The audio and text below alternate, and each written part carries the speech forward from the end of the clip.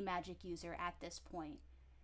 So it's Gotcha. not quite as bad. So there's definitely imprisonment. There's definitely you know, bad stuff going on, but it's not quite as totalitarian as it is in the Friday Right. setting. It's like it's the South. Okay, I got it. Kind of, yeah. So I just uploaded a map into DDM's chat with the like red territory, magic territory, and not necessarily magic territory, but people who are sympathetic to magic users, and then neutral territory. So the what was I gonna say? The green area by the docks in the kind of mid, like all the way in the west of Taizhou, outside by the docks, that is where the ring is. And that is about a 3 hour walk straight through the sewers from Alabaster's house to the edge of the city if you were to walk it. If you were to go through the only exit of Taizhou, it would be a 2 hour walk to the exit and then an additional 4 hour walk. I mean, you could have horses and stuff, but I just wanted to give you a scope of how long it would take to get Unicorn. there. I'm sorry? Sorry. Oh, yeah, It's a unicorn. unicorn. Yup, Sorry, that was disruptive. it's all good. Wait, Taizhou is 2 words? Fuck. That is. I didn't know that. Oh, I Well, don't care. it's Chinese, right? It's it's Yeah. like it's where every syllable is its own little kind of word. But like Beijing, we treat as one word, but it's actually technically two. It's the Hmm. way that language structure works. And in theory, the common that we speak and write is like that. Hmm. But yeah, so that's sort of the political climate. And the wrestling ring, you would not be able to go as your own identities because they encourage everyone to cover their identities so that, you know, if someone were to see them out in the day, they don't get reported. Because We get to pick wrestler names? you do get to pick wrestler names and team names, and you would have to Lord. paint your face or get a mask or something. It's bad decorum to unmask someone in the ring. It's also not fight to the death, it's fight to the unconscious, and by killing someone, you will be disqualified. Mm. Um, About killing someone and then reviving them. What if they're just weak as fuck? well, you would have to revive them if you kill them. So just so you know, one-shotting will take that. If you one-shot kill them, you have to stabilize them. It's not going to be dead.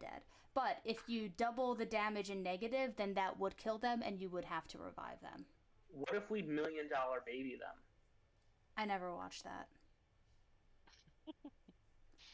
But anyway, Don't worry about that. It's a bad reference. fair enough. But yeah, so Joe will explain that there is, one second, we'll see how many rounds this tournament is. 1, 2, 3, 4, 5 rounds. So you imagine the first couple, will be a little bit easier, but it's going to get tougher and tougher as you go since, the people that make it through are going to be the stronger ones. They'll be weakened. They will be, as will And you. we will not be. You are allowed to use magic items.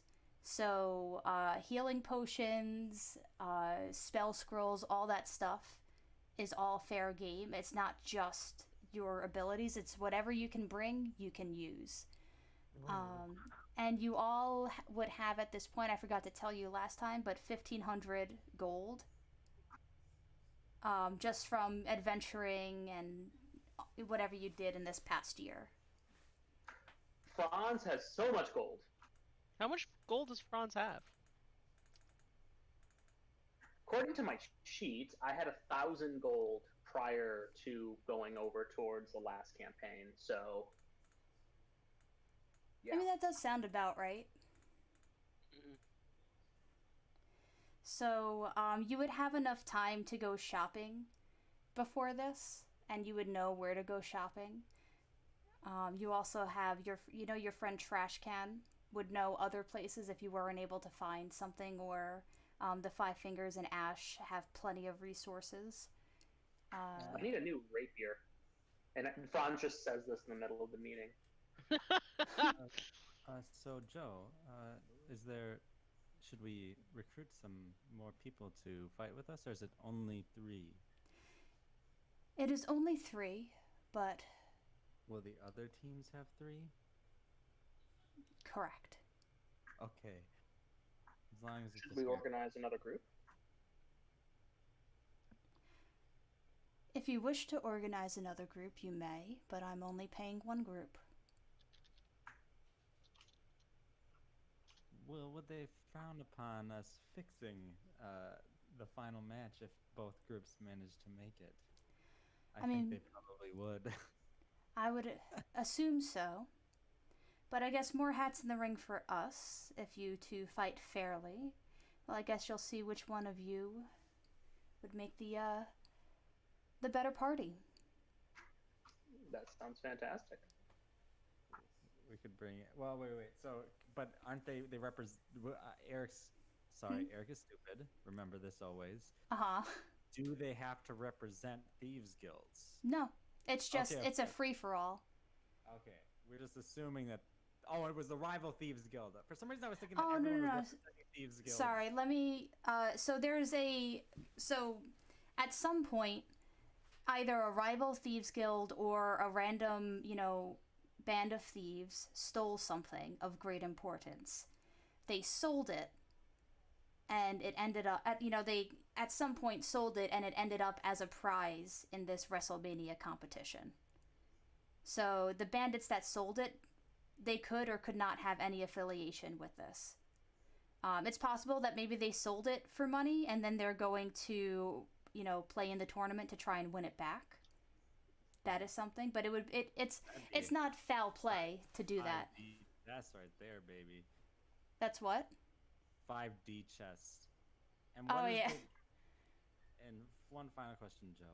What is the time between matches? From what I understand, there is not enough time to rest, so I recommend stocking up. I understand that these things are expensive. You'll have 200 gold, and I will owe each of you a favor. So, Can you, Joe? go ahead. What's the scope of this favor? A scope that would be of value of something that you would spend to ensure your win tonight. Because I understand that 200 gold may or may not suffice for the items that you need for tonight, but given our budget, I don't have much more to spare. This is a really tender moment for me. I'm sorry. I need a moment.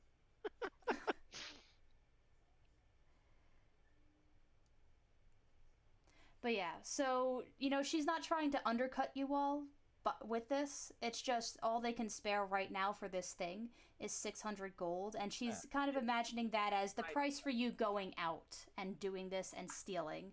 You could Right. ultimately win 1,200 gold and a favor from Joe. That And- favor is priceless. Though. And if we want the artifact, we just have to leave Taijo forever.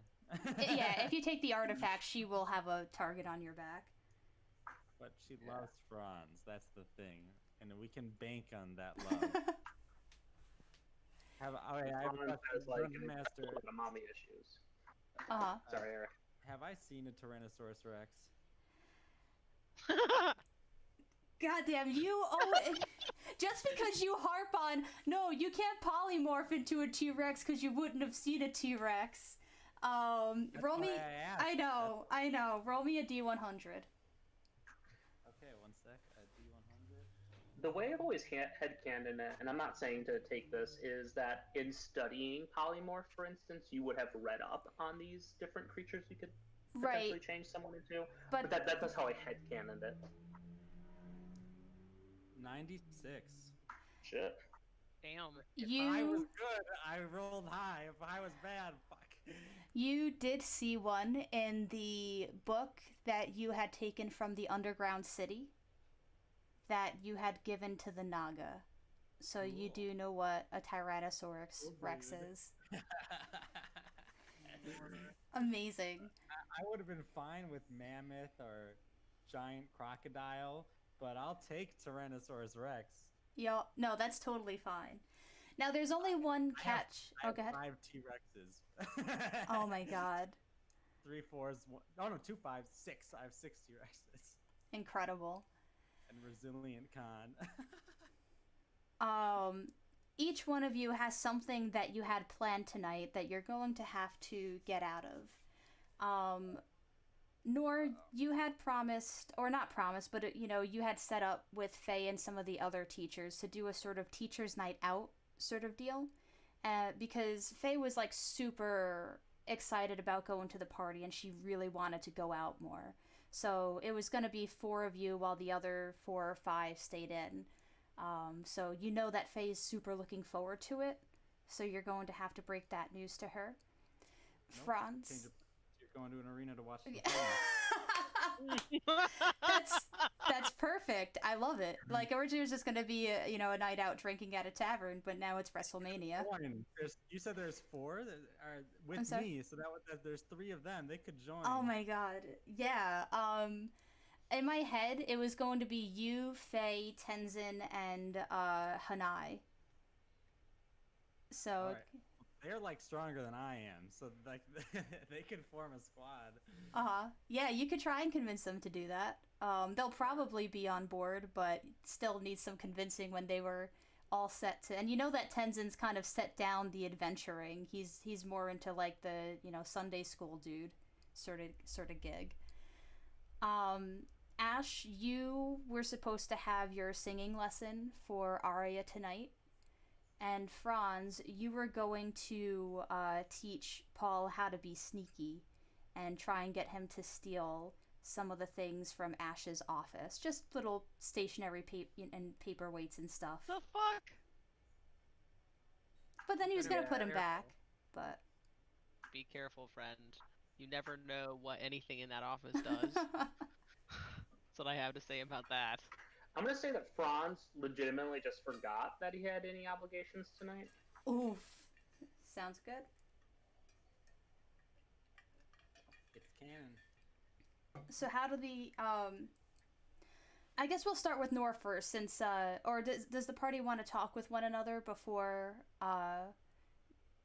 setting off for the day? I'll say that like you should do shopping together at the very least, but you could split off to do your individual, like I need to tell people stuff, and then reconvene at the underground market. Sure. Yeah, I don't want it to take too long. Yeah. So we'll just say, Nora, you pop over to the school. What do you say to your teacher friends? So I'll get them all together, and I'll say, so, change in plans for tonight. And Faye, oh, is something wrong? No, just something came up for me, but for me, I'm always about those problem-tunities. So I gotta go do ring fighting tonight. Smooth. Why? I mean, doesn't a night at a tavern listening to some nice music sound nicer? What about the thrill of the adventure? I mean, Nor, the last adventure that I have, I was possessed for years and sold my siblings to slavery. Well, this time I'll be there. Okay? I'm not gonna let that happen. But It's not even really an adventure. I know. But so what I was thinking is one of two options. I'll leave this up to you. Is you guys could be in the crowd and cheer me on, and Tenzin, you heal me when I get hurt. Or it's squads of three. Now, unfortunately, I was asked by Joe to be in a squad with Franz and Ash, but you're three. You could be a squad. But I mean, yeah, we could be a squad, but isn't it dangerous? Like, we can't show that we use magic in public. I don't think it'll be a problem. I'm gonna use magic. I'm gonna turn myself into a dinosaur. Incredible. No one's allowed to die. You're disqualified if you kill anyone. and Ash can bring you back if you die. And so can Tenzin. That's true. And Hanai, you can too, I bet. And I will nod, and she'll look to Faye and go, well, it'll be good to fight with you instead of against you this time. And honestly, okay. I was there last week. You guys are a little rusty. And Faye, rusty? I'm just saying. I was about to. Oh yeah, she's definitely a fiery personality. And she goes, I was just about to concede just because it would make you happy, but then you had to say that? Fine. We're going to join and we're going to beat you. No! Don't make Ash fight Faye! That's not fair! One rule. If you win, there's an artifact prize. It goes to Joe. Fine. But if we win, we get whatever Joe paid you. Fair. And if you win, you'll have bragging rights. Everyone knows, I'm the quickest on my feet here, and so I'll cede that title. Yeah, definitely. There's some jeering that goes on, just kind of playful banter, and it definitely continues throughout the whatever time you spend gathering your stuff. Hanai and Faye definitely play into that hard, but Tenzin is just quietly gearing up and kind of prepping his spells to make sure that he will be ready for tonight. Ash, what do you do?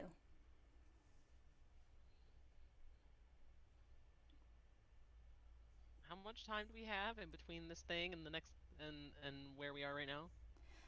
So it is noon right now. You would have to, if you were walking, you would have to leave at around 6 o'clock because it starts properly at 10 p.m. You want to get there at around 9 to do sign-ups. There is, so each person has to pay 10 gold. Joe would cover that. So, you get 210, so that, because the 10 would cover your entry into the tournament. Okay. But yeah, so you've got probably about 2 or 3 hours so that you can do shopping, and then 2 or 3 hours to gear up at home and all that stuff. Then you would walk out, sign up, and, kind of have your masks on or face paint and whatever you want with that. Okay, cool. I mean, how long... So it's been a week since I've known this chick who I am doing lessons with, right? I mean, technically you've known her for 2 weeks because you freed her 2 weeks ago, and you did do a quick background check to make sure whether or not they were, suspicious. But beyond that, that's all you know about her. Okay, and is she, staying in? What has she been really told by Franz? What are... that she needs to do to, not get caught and shit? What's going on? I mean, you could also ask this information of Joe about Arya. And we could say that you learned this at some point during the week, but you know that Franz told her that she can't show her face on the surface. You know that she can't see her family or make any contact with them because the Inquisition might, if they recognize her, will get her and kill her and her family. She has been staying at the Five Fingers, keeping her head down and kind of just working hard doing the grunt work in a way because, she's a bard. She's more of a creative sort. She hasn't found her, kind of niche within the Five Fingers yet, but she has definitely been doing her best with what she's able to do.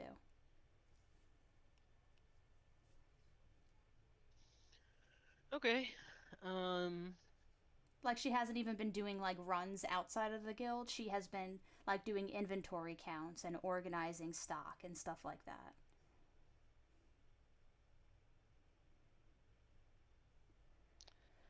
I mean, yeah. He would just...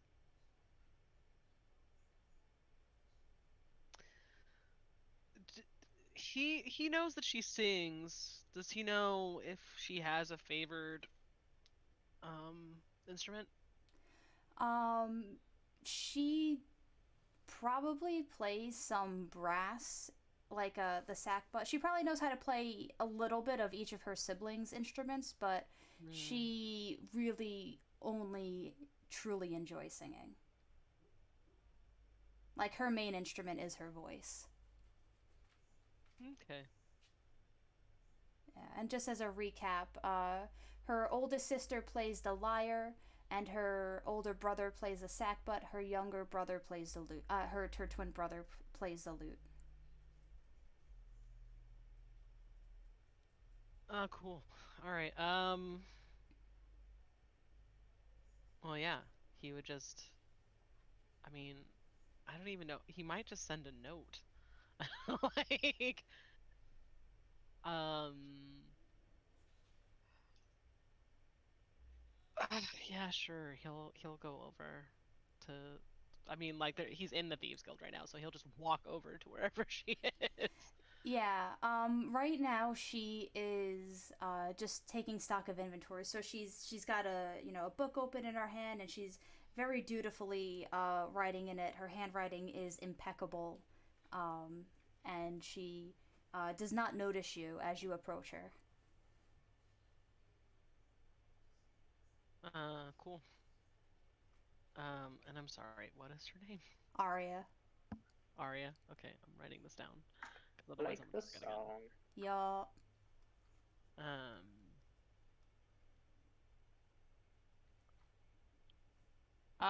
So he will kind of, because she doesn't notice him, kind of come up, not like directly behind her, probably at least 5 feet back, Mm-hmm.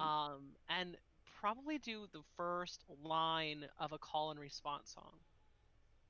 Um, I Nice. don't know which one, but like, you know, yeah, first line of that, looking for a response. Yeah. So you sing the first line of this. Somebody once, I'm sorry. somebody once. Told me the anyway. That's that's not a call and response, but I'll take it. I mean, it's become that now. Yeah. And she'll kind of sing it under her breath, like not like it's more of a habit, a knee jerk. She doesn't really recognize that that's what happened. But then her quill pauses as she like finishes singing the line, and she'll like kind of look. You see the tilt of her head in confusion, and then she'll spin around and smile at you. Oh, hi. How are you? And of course, he'll like smile back. How old is Arya? 16. 16? Okay, cool. He'll And smile she back, is, just as a reminder, obviously because I, platonically. yeah, and I also love this because it probably annoys Ash a little bit, but she's 6'6" and she's tall as shit. So It like, doesn't annoy him at all. He actually thinks it's really cool. okay, He's here for it. It's uh, it's only people who he needs to have power over that he gives a shit if they're taller than him. Otherwise, he's just like, man, whatever. okay. So It's she goes fine. from being like, kind of knee height as she's like hunched over, and then she stands up tall like a fucking like slinky as you stretch it out. Mm. And sorry, you said you smiled. What did you say? Yeah, no, I didn't say anything. I just smiled back. Um, but he will say, unfortunately, I have to cancel today, but what are you doing tomorrow? Um, well, just same stuff as today. Taking inventory and making sure that nothing's broken.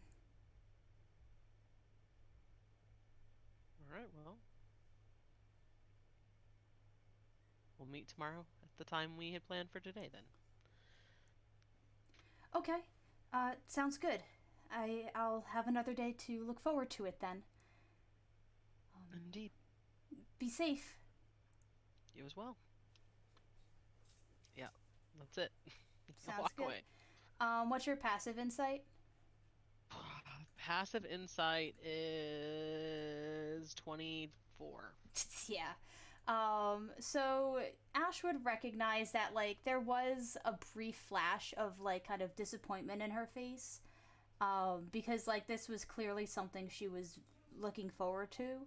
There's very little in her life right now that gets her out of here. And, she hasn't seen her family in almost 3 weeks at this point. So, there is that sort of brief flash, but you can tell she, like, masked it very well. She was trying to be positive about it. So you're just learning more about her character, that, like, it hurts, but she's going to make the best out of it by turning it into a positive. And that's all. Like, and nothing held against you whatsoever. Yeah. I mean, okay, so I have a question. Has she been through the tunnels to Ash's place before? Only once. For Franz's birthday. Okay. In that case, actually, you know what? If sorry, pause.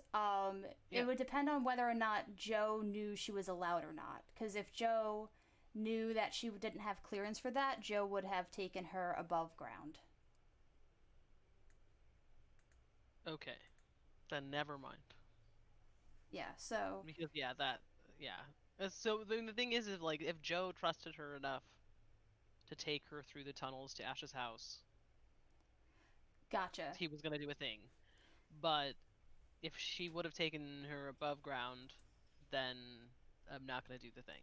Yeah, I would say Joe would have taken her above ground because she is very shrewd in sort of granting her trust, and she's even shrewder when it comes to putting other people in vulnerable places. So even if Joe might have trusted her, because she wouldn't risk Ash's livelihood on this.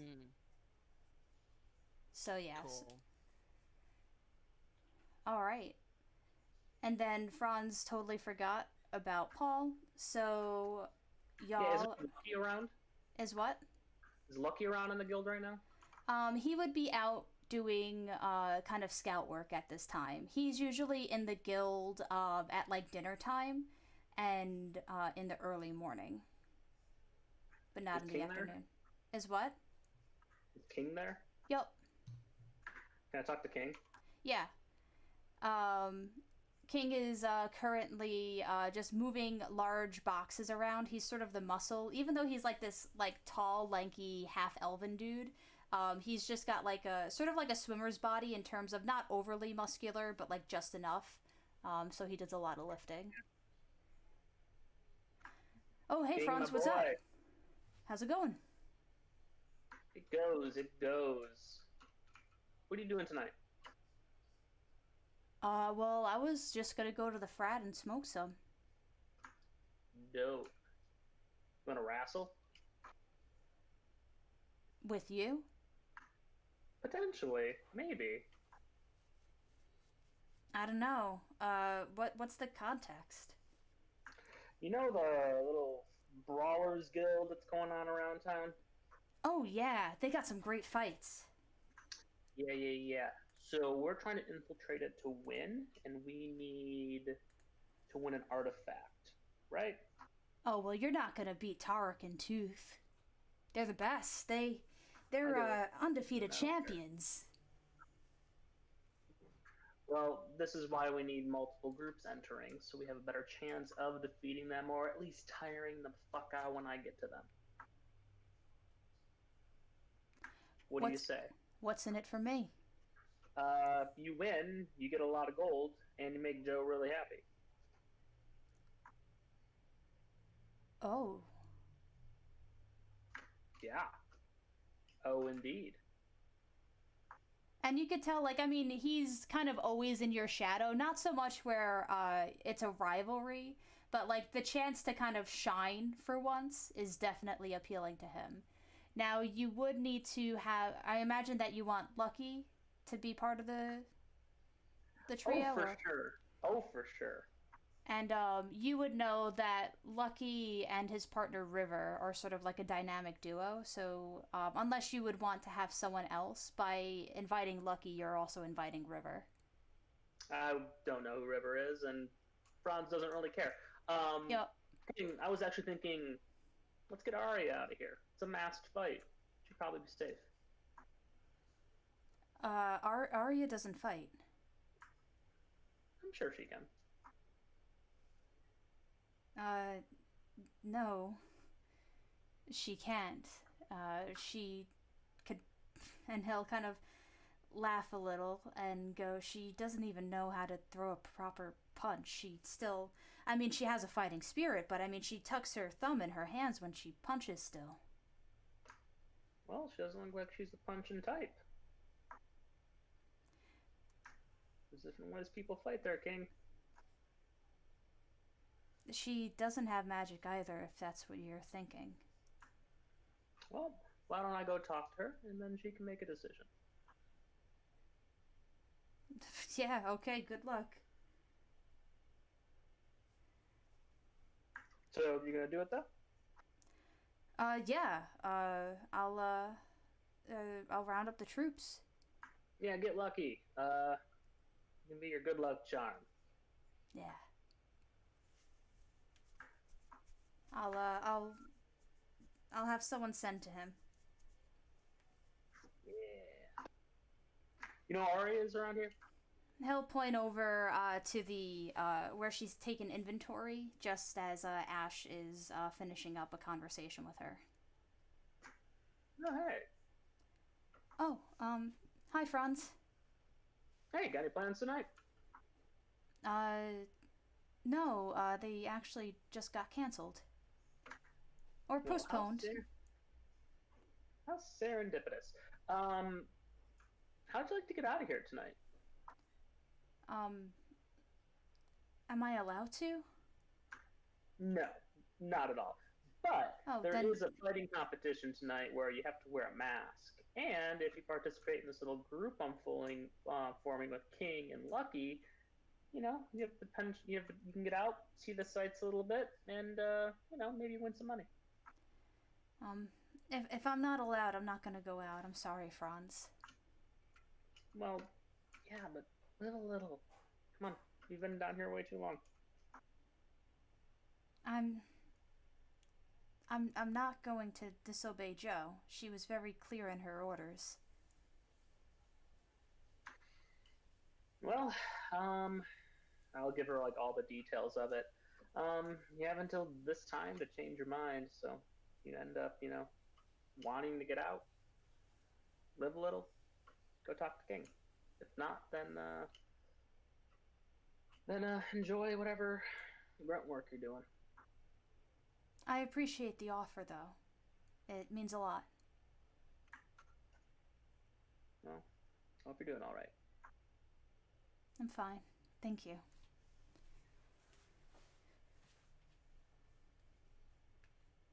I think that's all that Franz wants to do. Sounds good. What's it called? So I'm gonna have y'all get back together, kind of start making a sort of shopping list of what you would want to get for the fight tonight. As a reminder, healing potions, spell scrolls, magical items, consumables, all of those are totally fair game. I just realized I left my dice in the other room, so I'm going to dip out for a hot minute while y'all start talking.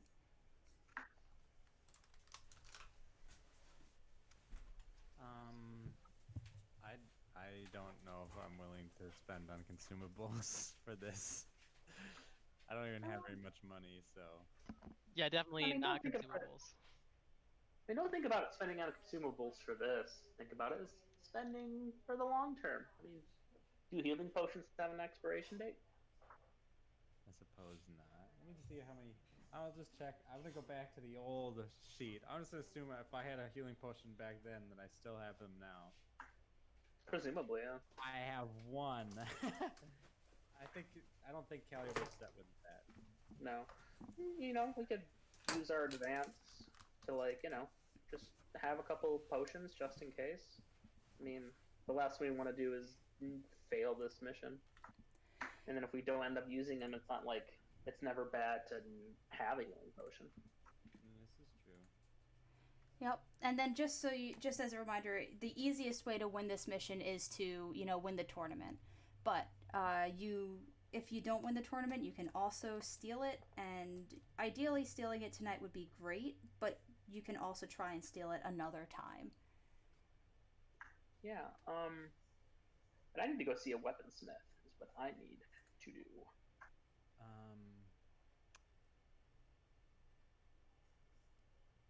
Does Ash wield a shield? Does he?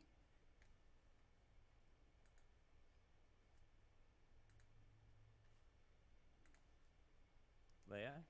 Hello? Someone's on mute and forgot. Let's just go ahead and do Franz's thing, and we'll wait for Leia to get back then. Sounds good. So what was Franz looking to do?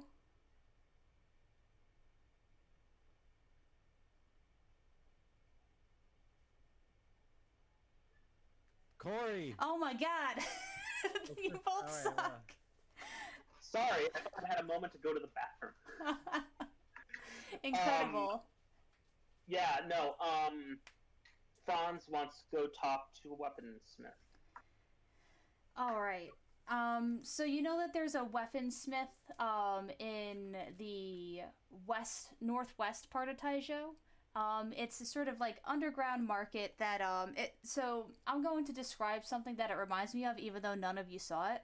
But like in like some parts of like northern Russia, there's like underground malls where you'll be walking down the street and then you'll go down a stairwell that goes about 2 floors down, and then it's a whole underground shopping center. And it's sort of like that, but the like except it's in an alleyway through an illusory wall down the down the stairwell after putting in a password that you would know at this point. Dope. Can y'all hear me now? Yeah. Yes. Sorry, me and my headset are fighting. And you would know that the weaponsmith is Rodrigo the Tiefling. And each of these. Oh, And he'll turn around. Yes, hello there. What can I do for you? okay, I'm gonna put down my rapier. Rodrigo, see this rapier? It's a fine sword. You say that. I've had this thing for so long. I need something better. Well, what are you looking to use it for? What else do you use a rapier for? Stabbing folk. Oh, yes, but when we're dealing with the arcane, you need to be a bit more specific. Are you looking to do damage that people cannot recover? Are you looking to deal extra kinds of damage to fall a specific foe? Are you going on an adventure, or is this for dealing with the Red Men? Yes, yes, and yes. But what do you have? Of rapier specifically, well, I have this one I like to call Little Flamey. And that one is a +1 weapon that does an extra d6 of fire damage. I'm talking above table in an NPC voice. This one over here, this one was blessed. And instead of dealing fire damage, well, one of my friends is a man of the cloth and channeled some of his god's favor in here. So it's good against undead and deals a little bit of extra radiant damage instead. Are these things of the ilk that you search, or are you searching for something a little bit different? That holy weapon. Well, I do not care about anything specifically holy. That sounds quite useful. What else do you got? Are you looking for extra damage? Always looking for extra damage. Well, I do have this one over here, and he'll point to a rapier. And just so you know, the first one, they all have like silver, and sorry, they're all silvered weapons as well. So silver blades with all ornate hilts. The flame one has red cloth around it. The radiant weapon has white wrap around it. This one, even though it's silvered, it has a black blade and a black cloth wrapped around the hilt. And he'll go, this one likes to bite back. it will deal some necrotic damage that your opponent would have to rest up well to get back. But also, it fights against the user as well as the one on the receiving end. For once you hit your foe, well, both of you will be a little less effective at hitting one another until one of you goes down. That is really cool. Not my cup of tea, but that is really cool. It is. That's why I'm the finest weaponsmith in Taizhou. I would, with what your offerings are, this looks very promising. Of course. I do custom weapons. It does take a little bit of time because, well,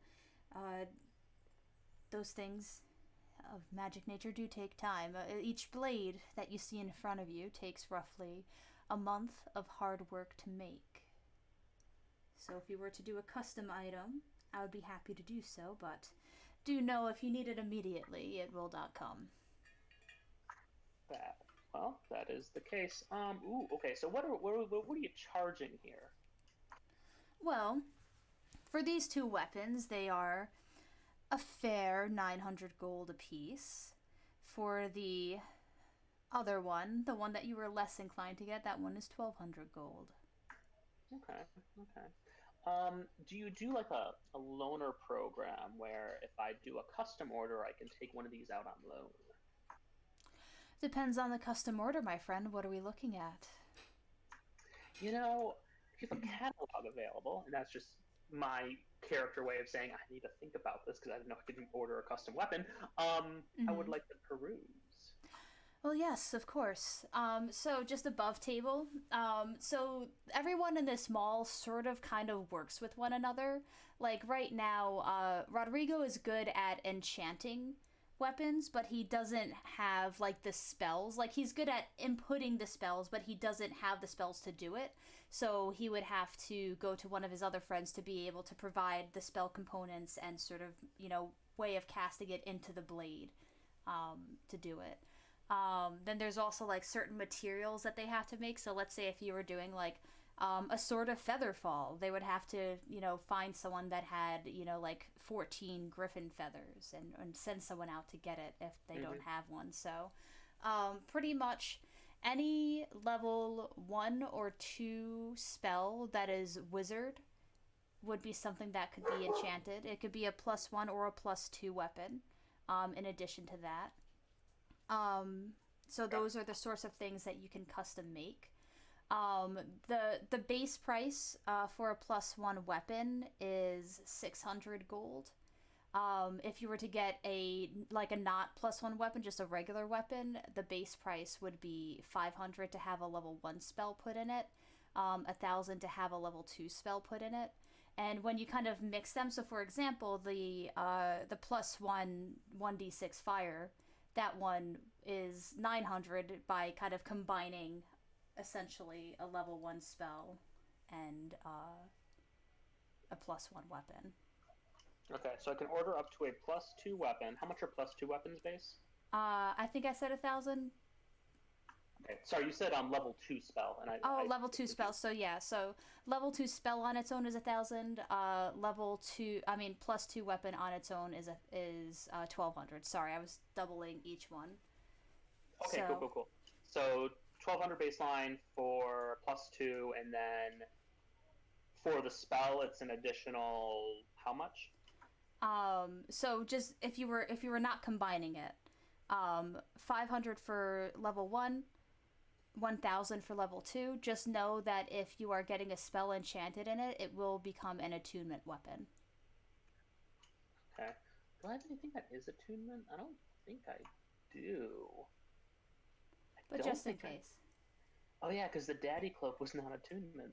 Because you were so upset about giving that to me. Yeah, I do have that as daddy cloak in my notes, by the way. Incredible. A cloak of protection is not attunement. Sorry? It is. Oh, I thought you told me it was not attunement. No, I don't remember. Cloak of Protection is attunement. Yeah. Yep, it's an attuned thing, so you would need to use one of your slots for that one. But if it's just a normal +2, then no. Correct. Cool.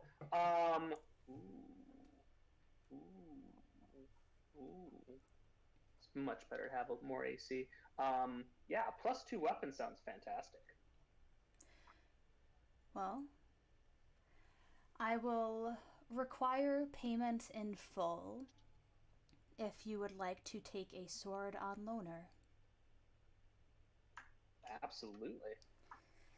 And tell me, friend, is there any sort of decorative arrangement? I can do some basic engraving and color choice. If you want something more ornate, that would add to the price, but I'm always here for personalizing such great things. Something of this value, let's keep it inconspicuous. Of course. And, so, sorry. Would you want to take the Radiant or the Fire Rapier for tonight? Are those require attunement or no? Both of those do require attunement. Is he just a standard +1 weapon I could take? Yeah, he would have one of those if you would like to take that. Yeah, I'll do that. Okay. And, he'll look to the rest of the party and go, are any of you looking to drop some coin tonight? Perhaps a custom order? No. A shame. I don't. We wield a weapon. Sorry. Of course. I will be back. Okay.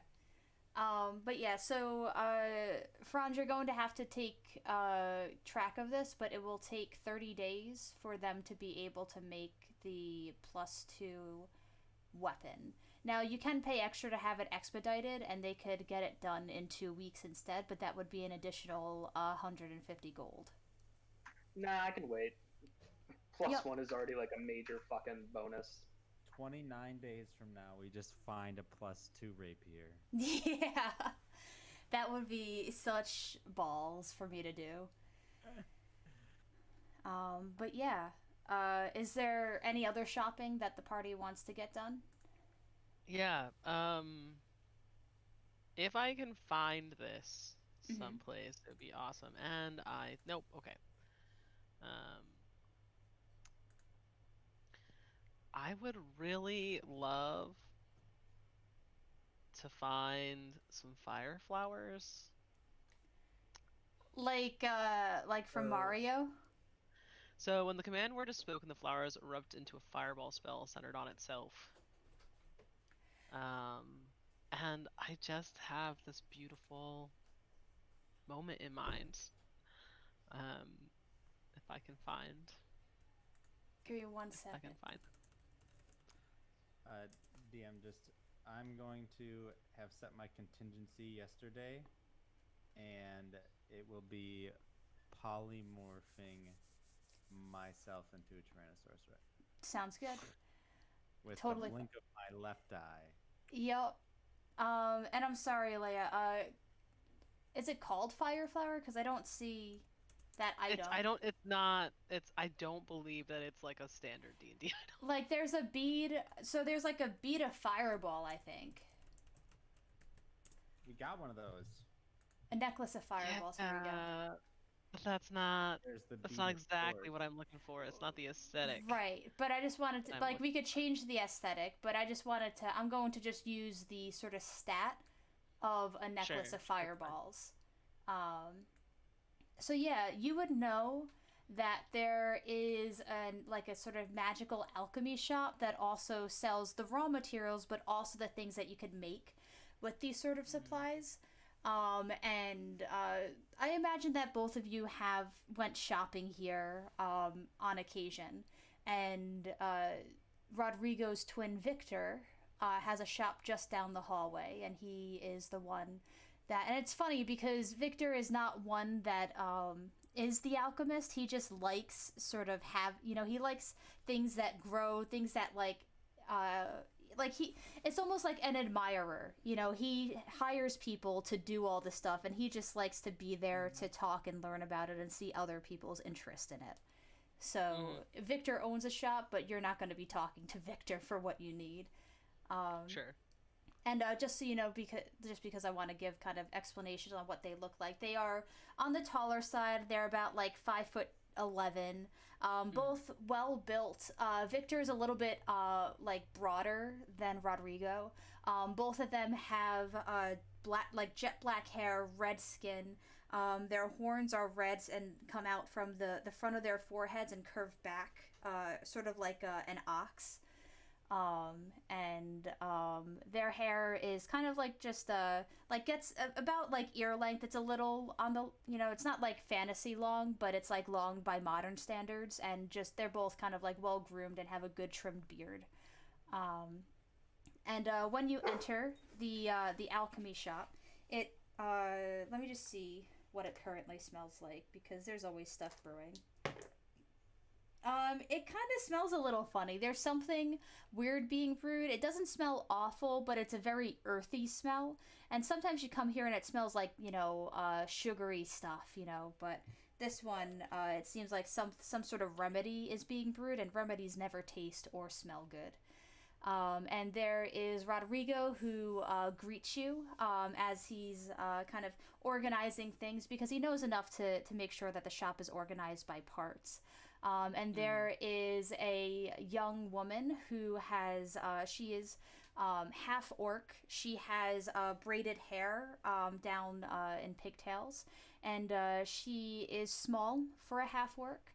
And she'll give a wave as you enter and go, "Oh, hello, how can I help you?" All right. So I have this idea that I'm hoping that someone else has thought of before and you have some already. But I'm looking for a flower that can erupt into a fireball. Oh, well, there's a... Are you sure that's safe? And that's what you want? That's the point. Yes. No and yes. Give me a perception check on her as you look at her. I need a d20. Where are they? Oh, there they are. Okay. That perception will be a 23. You notice that her eyebrows are kind of singed off, and she had to draw them back on. Awesome. And she'll give a very wide grin, and she'll go, "The dangerous stuff is the most rewarding." Certainly the most fun. And she will kind of walk over on the other side of the counter and like sling an arm around your shoulders, and she will lead you towards a bunch of flowers, some of which look like sort of carnivorous things. Some of them radiate a necrotic energy. Some of them just look like actually, as you walk by, they turn towards you, and just because she likes them, she taps one of the leaves, and they just start to sing little melodies, almost like a parrot in a way. And then she will walk you over to a pot that has, it's about, you can hold it in two hands, so it's about, I would say 6 inches in diameter, and there is a bright green stem flower with a yellow center and red petals, and there are 4 very large petals on it. And she'll go, "I think this is what you're looking for." I rolled a percentile die to see if they would have it, and they did. Okay, this is gonna be okay. I was gonna save it for like the fight, but what he wants to do is a flower that is like a level 1 fireball, like not all 4 at the same time, because he wants to give one at the beginning as a favor and then do the command and blow them up in the middle of the fight. That is hysterical, but So that would not be how it would work. Right. Then I won't buy it. That's fine. Yeah. Not entirely what I was looking for, but thank you, and he'll leave. Sounds good. I mean, you can find things to sabotage people, like, Nah, I but mean, he was going for a really particular aesthetic with that one, and mhm, if we can't do the aesthetic, that's fine. yeah. Um, any other shopping? Do you want to get health potions or? No, I'm not wasting my money on. I'm with Eric on that one. Mhm. Um, Sounds it'll good. be fine. I did have something I would be interested in because I guess I was there at the metal shop. Does anybody have Uh, a bracers of defense or something like that? I don't need to like fully role play it, but I would just have inquired about anything that makes you harder to hit. yep, they would have bracers of defense. Rolling real well. I mean, that was a lower one, but bracers of defense. I'm just trying to see. 1 second. That would be that. So that one would be 1,200 gold if you wanted to buy that. I don't know how much money I have, but I assume I don't have that much, right? You have 1,500 at the very least, just from stuff that you did over this year. Okay. Oh, uh, okay. Yeah, I just have 0 gold. That's Oh, so you probably were not. Sorry, I guess you weren't here when I told him that. At the very start of this session, um, I let the other two know that y'all have 1,500 gold just from uh, this past year, the time skip. and then in advance we just got from Joe, an Joe. additional 200. That was you 210, too. but yeah, 210 each, but 10 of that is meant to pay your entry into the tournament. Okay. I'll take the 1,200 hit, Sounds good. and I will get and equip the bracers of defense. That Nice. will help my defense. So I will leave the protective shear at home. I'm no longer attuned to it. Sounds good. And yeah, this could happen over a short rest because y'all can, have dinner in between. Um, Actually, I don't need this ring of X-ray vision. I'm gonna keep the shear. sounds good. Yeah. Was there anything else anyone wanted to do? Uh, I assume that Ash will be having dinner at home. Nor will be having dinner with the teachers. Franz, where are you having dinner? What would Franz? Franz would probably just go down to like I don't know whatever the closest bodega is to the um, Five Fingers and just like grab like a sandwich. Yeah, sounds good. And then I guess you just kind of wander around. Now, we do need to know what the team name is, and I also want to know what y'all decorate yourselves as.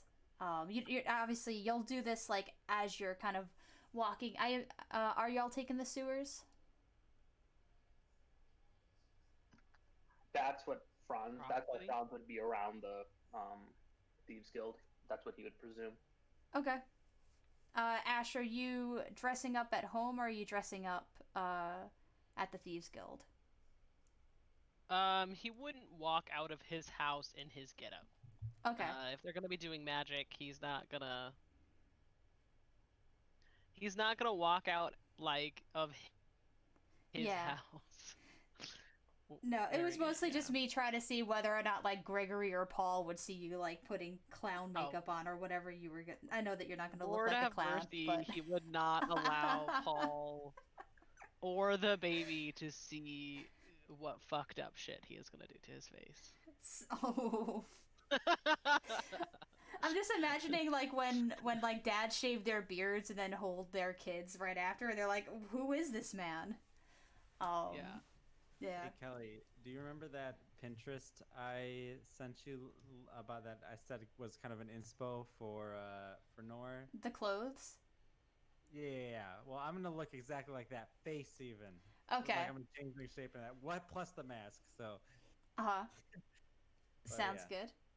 And I'll skip us ahead to like where you're going. You're dressing up at the Five Fingers. So, what does everyone look like, and what's your team name gonna be? We should I'm be the looking at fighting pictures right mongooses. now. No, Lord fucking no, we're not. Think about it. Mongooses are feisty, No. they're unpredictable, No. and they're small but mighty, which we are. Maybe you are. You're Have you hit your you're growth pretty spurt short yet? too there. I mean, that's some projection right there. I still got some growth coming up on me. I'm only 16. You jacked. I don't know how you stunted your growth.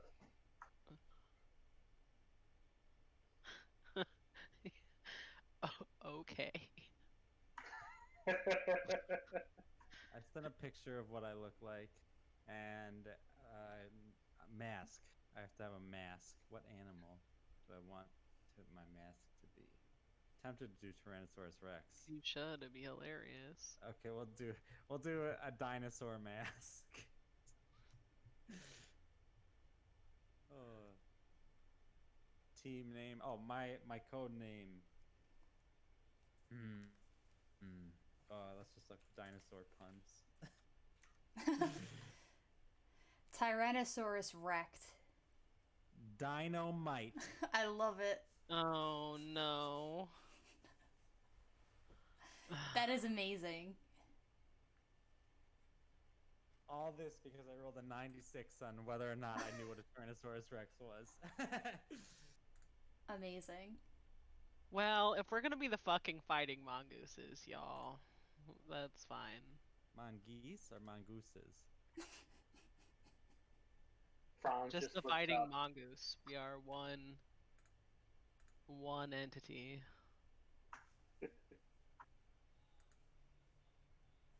I got this. I have this this cloak of many fashions, and I'm gonna make it like I'm gonna change it to look like the back of a T-Rex, like reptile, with like the kind of like a lizard, like black and green, like yellowish green kind of pattern. I dig it.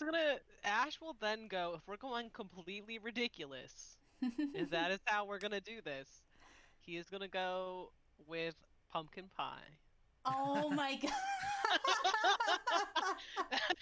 And Oh my god, that is gonna be his Dynamite, face. pumpkin pie, and what's Franz again? Franz is. Well, I do have that double mask that's just been sitting in my inventory. I think I've used it once. Gives me +2 to intimidation, which is fantastic. So I'm gonna wear a devil's mask. What should my name be? I thought of our team name, but my name. Who am I? This is Franz literally just speaking out loud. Who am The I? devil's Who am I parrot. to other people? and King, as he's like doing his makeup as well. Like I imagine it's just kind of like in the back of a theater where everyone's just kind of getting dressed right now and like doing their makeup. As he's like putting on eyeliner, he's like, "You're a pain in the ass." Horror show. I will be horror show.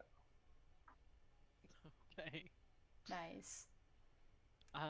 Yeah, Ash will also wear a like black suit with an orange tie.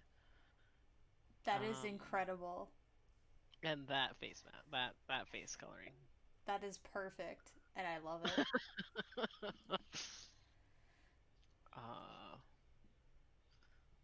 Yeah. Nice. So yeah, I would imagine that Faye, Tenzin, and I wasn't expecting to. This is probably going to be a 2-week endeavor, so I'll come up with like good names, team names, and like code names for the NPCs that you invited that I totally was not expecting y'all to invite for next week. But it sounds like we're all good to go. Altogether, you head out to the western part of Taizhou by the docks. And Noor, this place has grown exponentially since the last time you were here. It is a full stadium underground. It can seat 600 people about. And while it does not get packed all the time, it is definitely packed tonight. There's a 5 silver entry fee for the people coming in, 10 gold for the fighters, and that all goes towards the 1,000 gold pot as well. I mean that's how they fund the pot, at the very least. and y'all give your names and the team name, and you are shuffled into a it's like sort of like a personal dressing room for each team. It's a very small room for it's like a practice room size for those who like went to school for music, so it's like 7 by 7, so it's a little squished for three of y'all, but not terribly uncomfortable. There's benches for you to sit down as you wait for your turn. um, what do you all talk about while you wait to be called into the ring? Oh. How y'all feeling? Nervous? Not at all. Yeah, Nor, and I decided that this form of Nor is Ming. That's gonna be her name. Uh-huh. Ming is she's confident and she's good. So I'm ready. Kick some tail. I have a sneaking suspicion the rules of the game are going to be broken, and we're going to be put into a perilous situation. And what was going to be originally low stakes is going to turn into a life or death situation. That's fine. If so, I've got counterspell. Amazing. And so does Ash. Uh-huh. I think we should take out any wizards, mages. Make sure Or- we can cast our spells. Or we just let them be there, and then you just keep counterspelling them. Just make you a counterspell battery. Well, I'm going to be transforming into T-Rexes, so Ash will probably have to do most of the counterspelling. Yeah, Ash will have on like orange gloves too. I want to Just for the record. die. And prestidigitation both of his swords to an orange and black. Totally fine. I'm just saying I want to die because there's like 20 something fucking NPCs that I had charged up on fast character generator. And guess how many of them saved? 0. Oh, no. Actually more of them than I thought, but none of which from the beginning. So bear with me while I redo some of them. 1 second.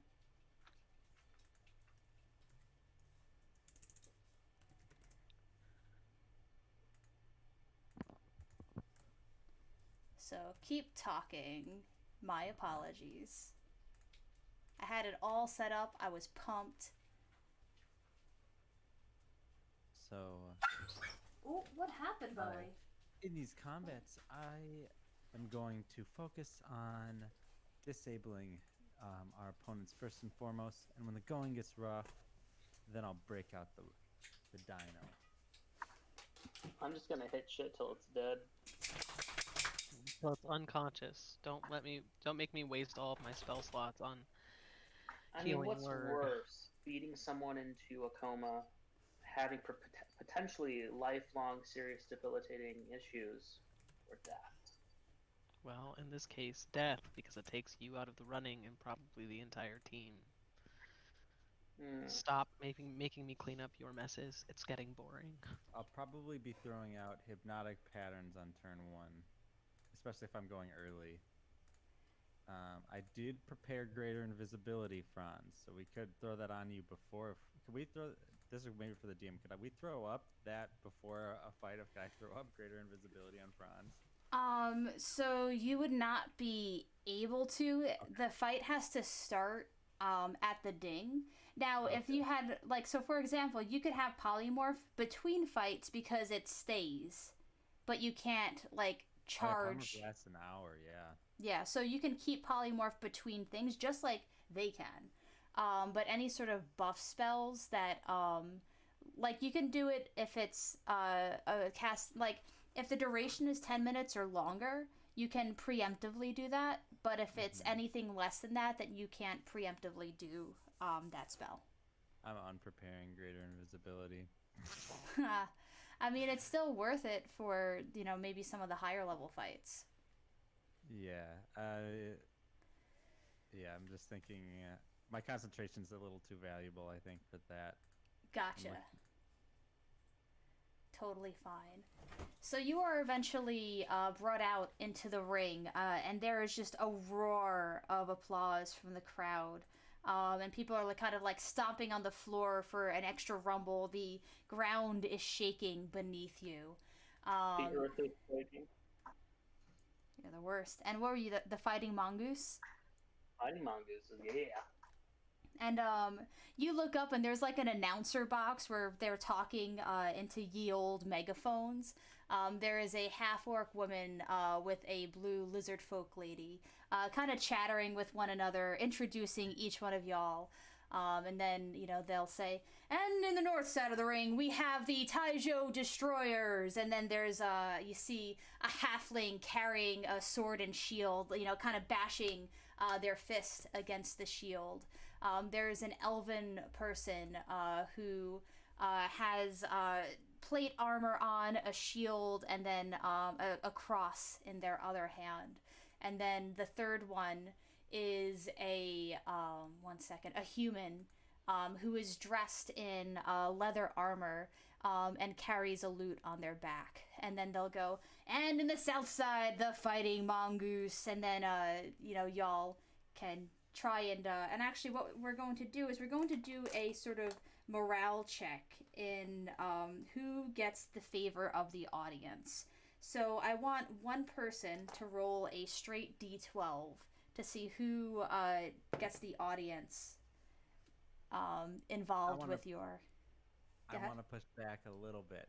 Mm-hmm. I think Ash is super charismatic Mm-hmm. and good at performance. I think that they should roll to see if they get advantage on this d12 roll. You could do that once. And you could choose then which one you wanted to do. we'll do it in the final round then? Good call. I mean, there's no mechanic. It's just for the flavor of whose name are they okay. chanting. All right, so Dynamite... Oh, you rolled. Okay. I'll roll next time. What did you roll? A 7? It is a tie. So both of the, you can hear both of your team names being chanted by the audience with equal fervor. Let's roll for initiative. It's a crit, so 20. So Okay, 25 technically. Sounds blue good. or flower, Leia? Which one is going to give me luck? Blue, for sure. That was a natural 5, so 7. Amazing. I always roll bad on initiative because it's kind of my thing. It's gonna be a 17, Kelly. Okay. The only character who didn't roll poorly was Joy. Joy was like always going first. Yo. All right, front. Advantage. Yeah, but Willow had advantage as well from her shield, and she still went last every time. That's right. Well, yeah, terrible. Franz, you are first. What do you do? Kill him. Pretty much. I'm gonna. Okay, which is TAL? Which one's which? So 1 second. Amos is the halfling fighter. You have Lou, which is an elven cleric, and Teolinda, a human bard. I think I'm gonna go up to. How far away am I? 5, 10, 15, 20, 25, 30. You're 35 away from Teolinda, and within 30 feet for the other two. I'm gonna go up to the cleric. All right, that will be Lou. And then I'm going to bonus action draw out my Shadow Blade. Uh-huh.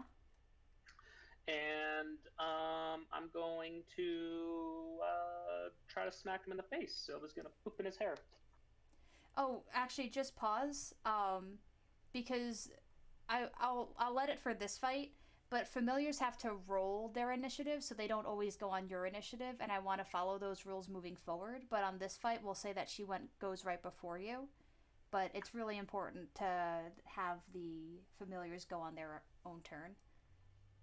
Yeah, okay. So yeah, go for it. It's going to be a 24.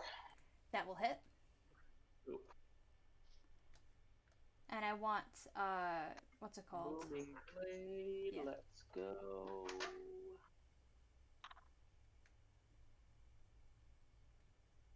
So many dice. So many dice. So many dice.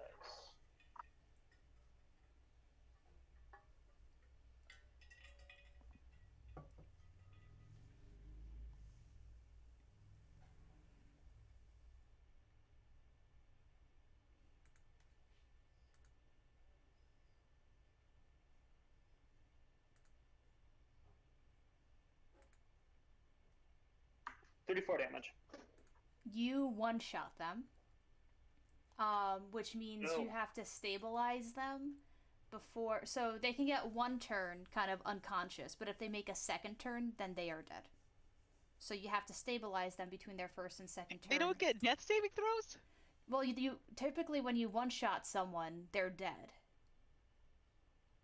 You have to deal more. You have to deal damage Yeah. equal their HP over. Like I mean, like if we're just using the actual rules, right? Like. But I thought that if you one-shot someone, if you No. I think that's a house rule. Yeah, that is certainly a house rule. well then I don't that think there's a rule as written that is related to that. That's what I explained before, so I'm going to stick with that. That's fine.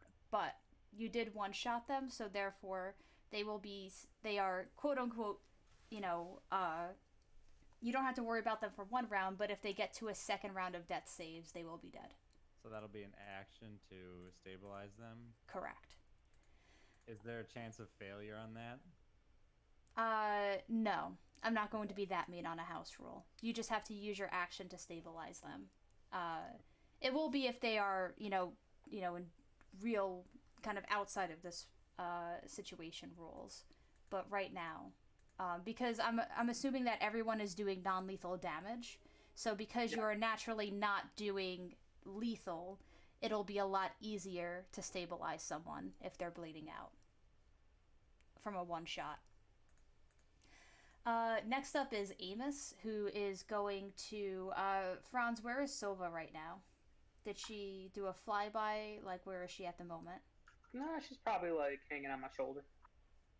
Sounds good. He is going to rush forward and make an attack on her. And that will be a 14 to hit. I don't know what the AC is, but I imagine it's low, so it probably hits. Yep. And I also use an owl who has 2 HP, I believe. So he... It's 1d4 minus 1, I think. Yeah. So, I mean, with the minimum weapon damage, I imagine... Okay, I'm going to use my Sentinel to now hit him. Yep. Don't one hit KO. Or do, I guess. It's going to be 21. That will hit him. Oh, but this one, no sneak attack, right? Because you don't Correct. have an enemy. Nope. Within. It's still going to be a lot of damage. It's going to be... Boop, boop, boop. 17 damage. How? Shadow Blade is 2d8, and then I get +5 to attack. Yep, sounds good. 1 second. They are still up, though. Next up is Ash.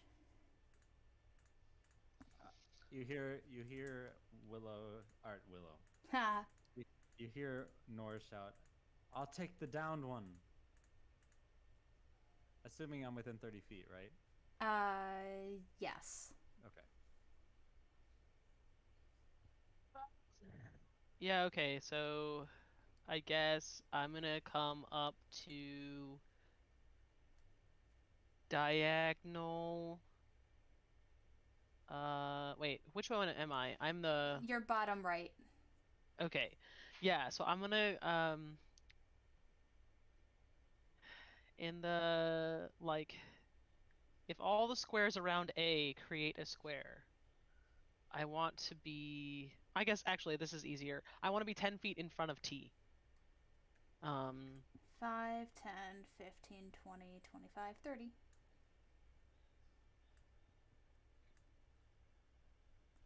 Now what? I'm gonna attack A. Sounds good. And that is a nat 20, baby. Nice.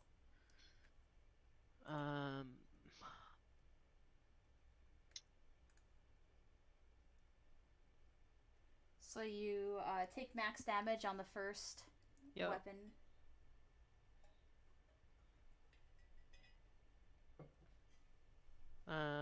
So that is gonna be 18.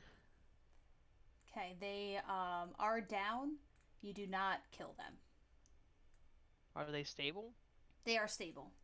So unless you say that you are doing, usually it's the opposite, but unless you say that you are doing lethal damage, I am assuming this is all non-lethal damage.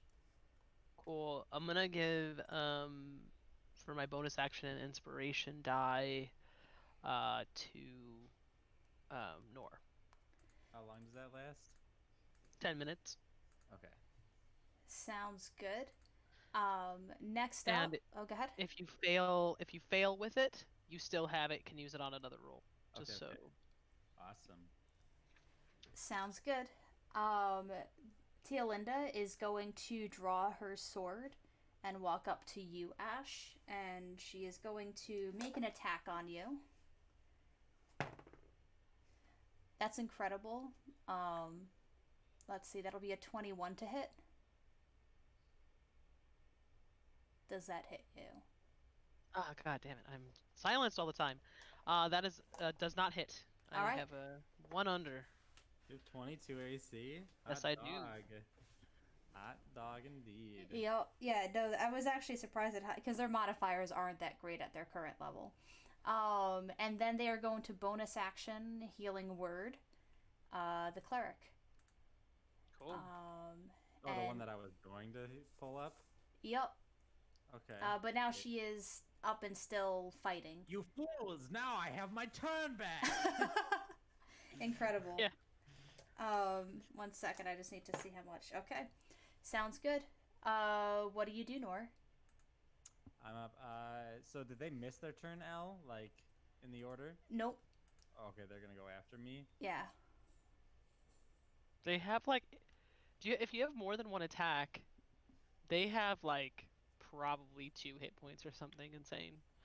Like, I don't do hurting magics. Okay. So I do have firebolt, but I don't know if. Well, let me roll. I'll roll a d100 to see if Nor would feel it's appropriate.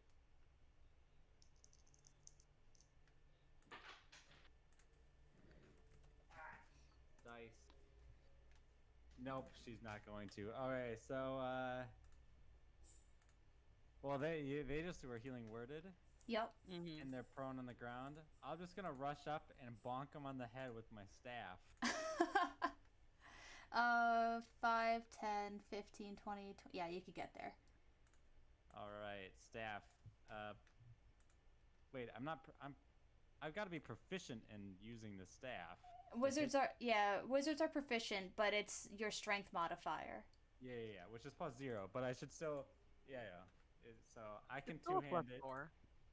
What? Yeah. I said you still have a decent hit. So I've got +8 to. Oh no, plus. So that's why it's so low. That's why it's a +4. Whatever. I'm just gonna roll. I'm gonna roll to see if I hit them. Oh, advantage though, because they're prone.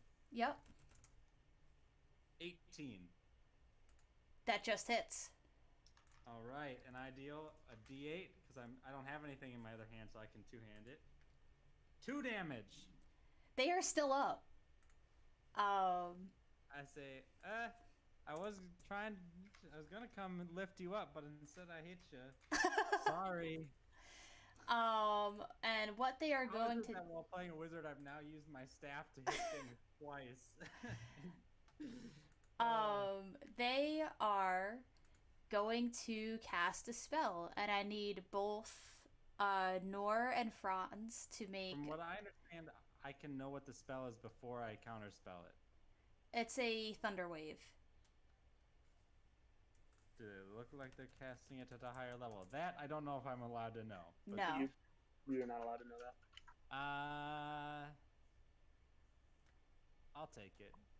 Sounds good. So I need con saving throws from both of y'all. I'm very good at those. 19 natural +8, 27. Beautiful. I ain't moving. You're gonna get smacked with this staff again. And Franz? Okay. All right. So you take half damage, but you're not moved back. Oh my god. So 19 halved, so 9 thunder damage, as they actually hold up their holy symbol and have their shield and just clap it together, and this thunderous booming sound rattles the ground beneath you, and you kind of dig your feet in, you twist it into the dirt, and you're not pushed back, but there's ringing in your ears, followed by the roar of the crowd, kind of just going crazy over this sort of like, it's a sort of comeback moment, even though you all know in your hearts how this fight is going to end. And we're back to the top with Franz. Okay, bonus action aim, gonna hit this fucker. Sounds good. The 219s, 29. Yep. Let's go, boom and blade.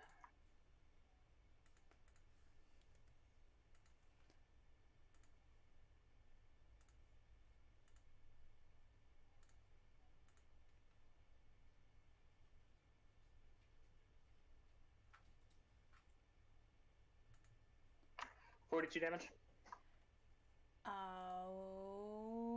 Okay. They are dead. Good. Dead, or... Yep, because their max hit points is 24. They were at 4 hit points. So now they are negative 30 something.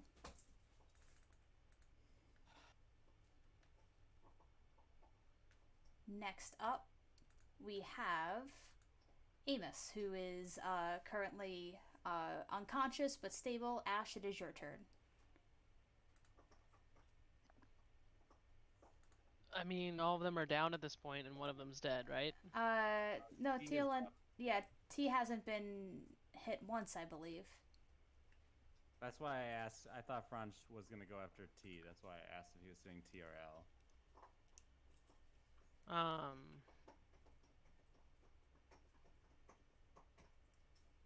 Well, I mean, so okay. Let me go over the rules again. If you kill somebody, you're done. The whole team, right? Yeah. You can revive them. But I don't have anything to revive them. What would I revive them with? I would say that at the start of this, both Noor and Ash can have 1 diamond for Revivify. I don't have Revivify. Then that's fine. Did Noor prepare it? I'm a wizard. Yeah, cool. Ash will just lay down his weapons then and forfeit. Sounds good. There's a kind of dead silence through the crowd. And Greta will go, "Well, things just got awkward, everyone. Hold tight." And there is 1 second. I just want to roll a percentile die to see how quickly this will happen. All right, so there is a 1 second. All right, so someone immediately goes rushing off into the fighter's area as soon as Ash lays down his weapon, because when they see that happen, they know, the ring leaders know that something is wrong. And they come rushing back with a hulking human. And when I say hulking, like, they're on the tall side, but they're also, like, very built. And they come rushing forward onto the battlefield. Their name also starts with a T. And they kneel down and pull out a diamond, and they start singing softly to the body. And just as a minute passes, they bring them back to life. But you are all escorted off of the battlefield and disqualified. Yeah, Ash will give them a diamond if he has one. You would. To replace the diamond that they used, because there's no reason that they should have to pay for that.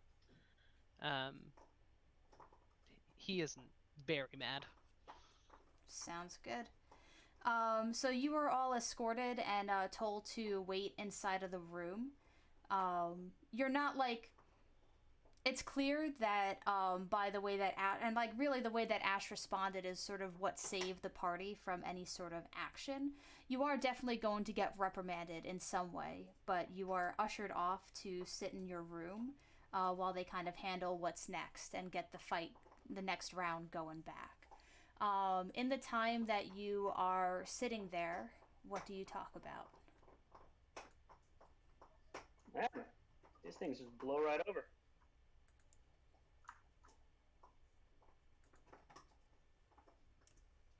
I don't have anything to say. Sounds good. So I'm just going to assume that the party sits in silence for about a half hour. Sure. Okay. So after a little while, the door opens and there is a grizzled-looking goblin who walks in. He has very clearly seen many fights. 1 second, my dog is chewing on a bone loudly. Come on, we can't do this right now. And he closes the door behind you, and he takes a seat opposite you, because I imagine the party is kind of sitting on against one wall, and he takes a seat on the other wall, and he'll look at Franz and go, "Well, what do you have to say for yourself?" I was abiding by the rules of your contest. I was doing non-lethal damage. It's not my fault you put someone who wasn't really meant to be in a fighting ring in a fighting ring. He'll just blink at you and go, "You clearly were not abiding by our rules if you killed someone." I literally breathed down him. Literally, I just went. I'm a seasoned fighter. I know what I'm doing. Clearly, you are putting people in.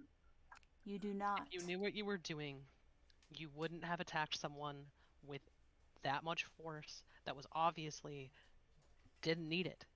There was absolutely no reason for you to do that. However, that is what we get for bringing a child into this ring. Won't happen again. The goblin will nod his head, and he'll look at Franz and go, "I need you to take off your makeup, or take off your mask, and I need your name." Well, that isn't going to happen. Why?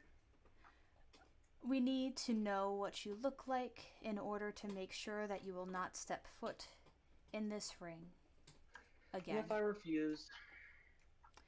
"Well, we have many adventurers that are as strong, if not stronger than you." And he'll look to Ash and go, "I assure you, I will be the only one that will know. I pride myself in the safety of the people here, of those who fight." Clearly you don't. Is he asking all of us to do that, or just Franz? Only Franz.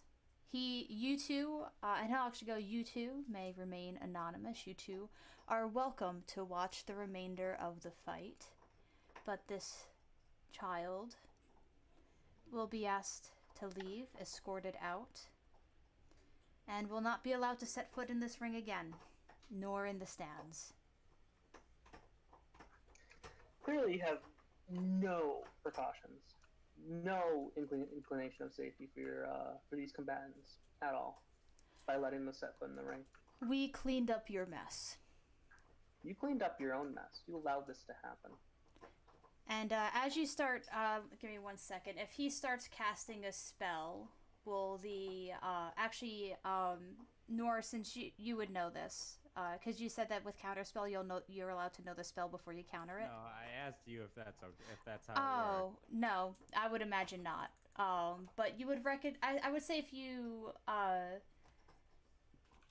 close enough, there's possibility, especially if you know it. But just for sort of flavor, I'm just gonna have him do it because it's not terrible. He is going to. I just want to see the materials of it.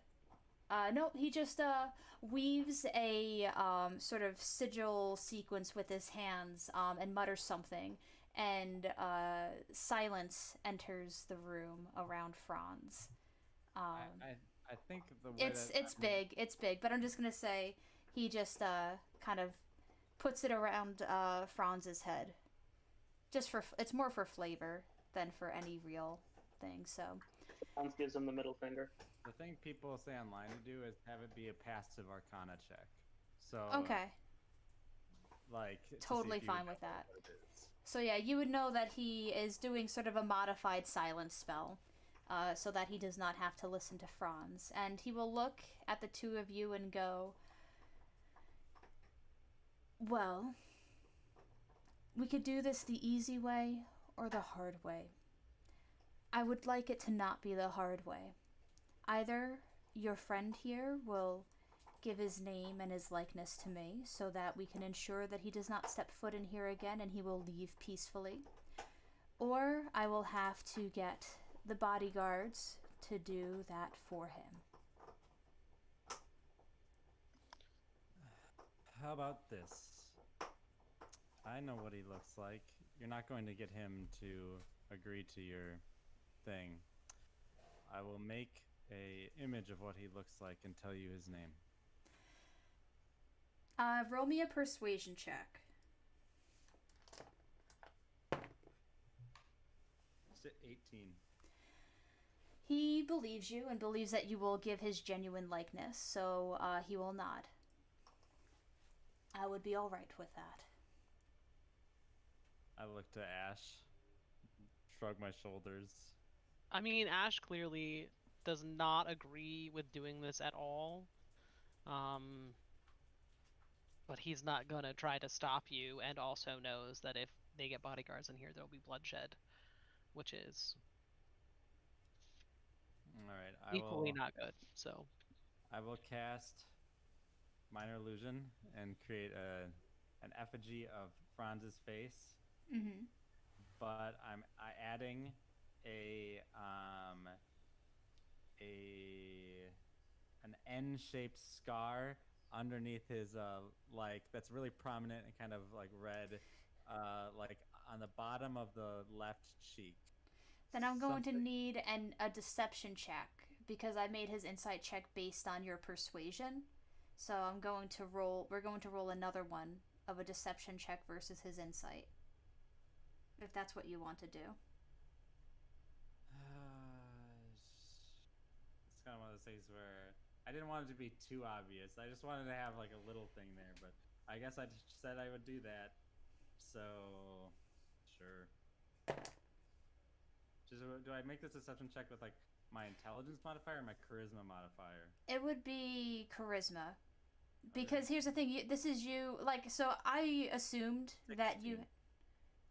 now here's the thing, I can have you revoke that. Like, if you wanted to, because, like, player expectation, my expectation was that it wasn't going to be a deception check because I was just creating an image. I didn't... Right, but you were doing his likeness, so it would be a deception to add or remove anything about him to sort of... So you can just leave... You could either choose to add that against his insight. I won't. I'll just keep it... I didn't think it would be a thing. Like, I thought I'd convinced him that he could trust me. So to me, it was like he would just trust whatever image I made. That's what I was thinking. Like... Gotcha. This is in general what he looks like. Obviously, he sometimes changes his way he looks. But there you go. And his name? Now, I don't want to lie. Mm-hmm. I'm not trying to lie. But we have called him Ferdinand in the past. Ash will say his name is Ferdinand von Eyre. And I can make a deception check for that if you'd like. You should. Okay. It's an alias, you know. It's as true as Franz. I would say it still requires some form of deception because I would say that you would have like, it would be a lower DC than if you were doing it outright. Because we're working together. Am I assisting in that? I would say no. Fair enough. Ash has got it. They're super persuasive. 27 is Yeah. the deception check. Sounds good. And he is going to walk over towards Franz and look you over. Real like just kind of like making sure he kind of takes note of what you look like and what you're wearing.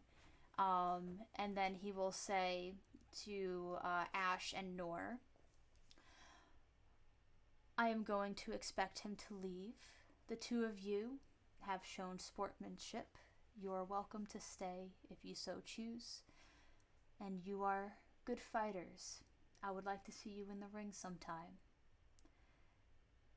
I will ask you to escort your friend out, but you may return. You do not have to pay an extra fee to come in. And he'll, as he's saying this, he's writing a little thing in his notepad and signing it so that you could show it to the people up front, if you so choose, to come back.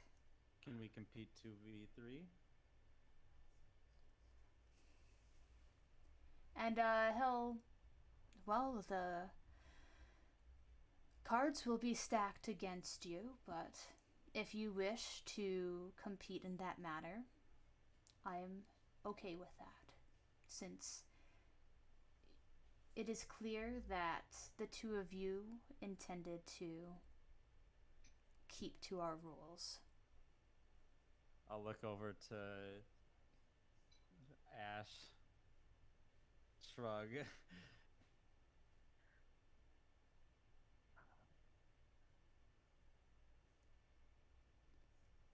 I believe that will be the best outcome.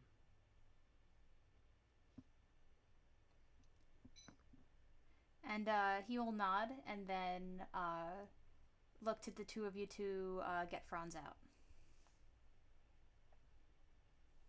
Okay. Does Franz leave willingly? Yeah. Sounds good. Do you have it? Oh, sorry. It sounded like someone was going to talk. No, I'll just kind of, do like a sorry, mate. Didn't want it to go down like this. They have stupid rules, but we should have played a little bit more with them in mind. I don't know how much longer I'm silenced. Oh, it was just for that room. You can talk now. Something fishy going on around here. Well, you're good at unearthing fishiness. Yeah, you guys go compete, do what you need to do. I think I might stay around here a little bit, poke my head around. Well, Ash, it looks like I'm gonna have to go all out. Fire bolts, I guess, from here on out. Franz, do you have any weapons or items you would want to give to the party members to use tonight? I don't really have much. I didn't buy any potions or anything. Unless there's something you guys specifically wanted or needed. Do you want like one of my candles to borrow? Candles require a 2-minute ride, so I won't. I'm good. I'm good. Unless there was like a temporary like potion or something. Otherwise, I'm good. Sounds good. So Franz, you are not allowed inside the place, but you are welcome to poke around in the perimeter, talk to people. There's like a tavern right nearby that you can, shoot the shit with others and try and get information as well. I'm gonna sneak in. I mean, you could try. So we'll pause with that. What's it called? I guess we can start the next fight. I don't. It's possible that it could get finished in 20 minutes, but worst case scenario, we pause midway. Do you mind if since you're doing sneaky shit, I have a familiar. It's a raven. Would you like or actually, me to on you so that you could that way if you get caught or something, or I can just keep an eye on you. I mean, I'm gonna be going invisible. So having a raven just kind of around might be a little suspicious. So right. Then no problem. Nor you would know this as well, having watching being a magic user, and Ash as well, because you are a bard. You know that the goblin is most likely has Franz on his radar and was looking at him for locate object or locate creatures. So they would know if Franz sneaks in that he's in, even if he's invisible. I mean, that only lasts for 10 minutes, right? It does, but I just want to let you know that Give you would. Give it a little time, Franz, before you come diving in. Pretty Be much. careful. But Franz is gonna do what Franz is gonna do, you know. Good to know. Yeah, but I did want to, I would strongly suggest that Franz does not try that immediately. Yeah, I mean, Ash would say you have locate creature or locate item on you right now. Wait at least a half an hour. Good to know. And that's really what I wanted to make sure that you know, just for you don't get derailed or anything like that. But you are brought back into the ring. After that, you see Lucky, River, and King victorious over a band of humans and elves. And they're just kind of, raising their fists in the air, all excited. To the right, and it's in a separate ring, you see, what's it called? Not in a separate ring, just in a separate area. You see that Hanai, Tenzin, and Faye are going on after you, and they kind of ask to get pulled out to watch and see what's going on for this fight. So give me 1 second. We're gonna. Why don't you two roll for initiative? Okay. As I get the map I'm the set biggest cheerleader, by the way, for Faye's team. Absolutely. And I'm sure if you ask, you can, stand out, sit out, and watch those fights. I want to really apologize. Last round, I gave myself a +2 bonus to initiative. I actually only have +1. I'm sorry. It's okay. There we go. 12. I just didn't even look at the initiative thing. I just assumed it was a +2. There's no way I have that low of a dex score, I thought. There is a way. I have a +1. And Ash? It'll be 22. Sounds good.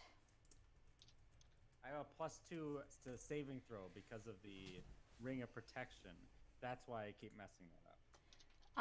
So you are introduced again, and I would like, or whoever to roll a d12, roll with disadvantage, or we could, once again, it's just to see I'll who do it. the crowd is for, but you're going to roll with disadvantage because one of your teammates just almost killed someone. How about a straight roll because we're the underdogs? It's 2v3. Disadvantage. Okay. Maybe next round, but not 10. immediately after. There's 11 and 10. Amazing. So the dwarves team names, you're fighting 3 dwarves. One of them, 2 of them are sword and board style people, and the third one is wearing studded leather armor. And they call themselves the Little Bastards, and they start trying to get people to chant their name, but even though one of your party members broke the rules, people love that it's 2v3. And Ash, you have the jump. What do you do?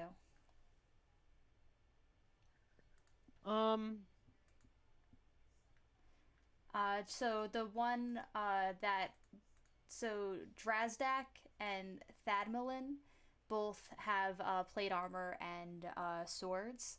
And then Lavera is the one in studded leather.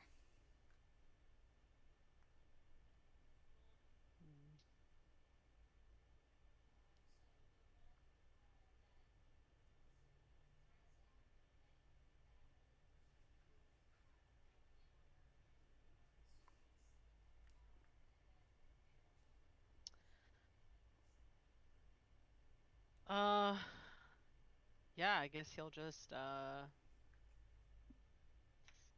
walk up to D. Sounds good. Sounds like a regular Saturday night for him. Jesus Christ.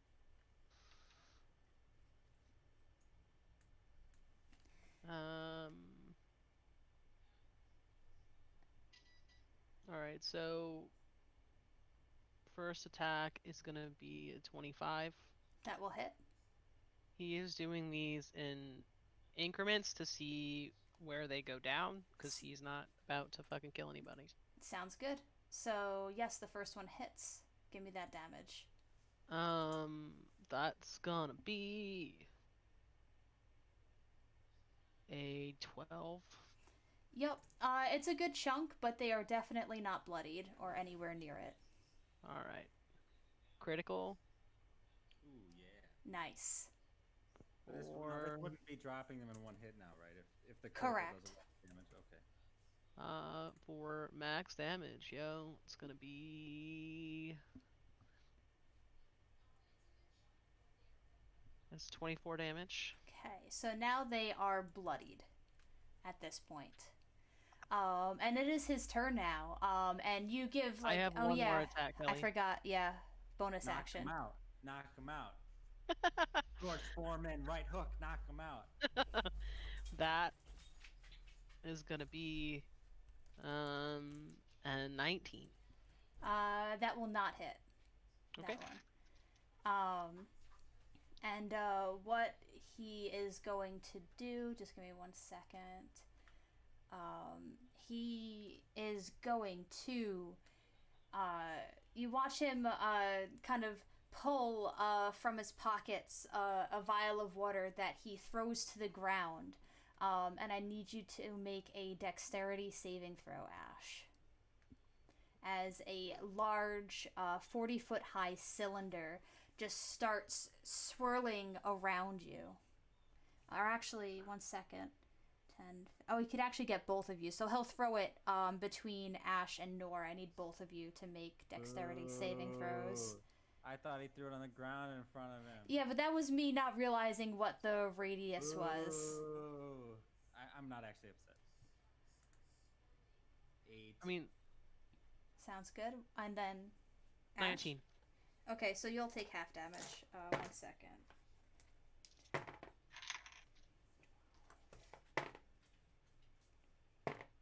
That's too many dice. That's too many dice. So 23 damage on Nor, half of which to Ash, as this large ice cylinder just whips around, some of which is cold damage, some of which is bludgeoning, as it just batters you all. And then next up, we have Nor. What do you do?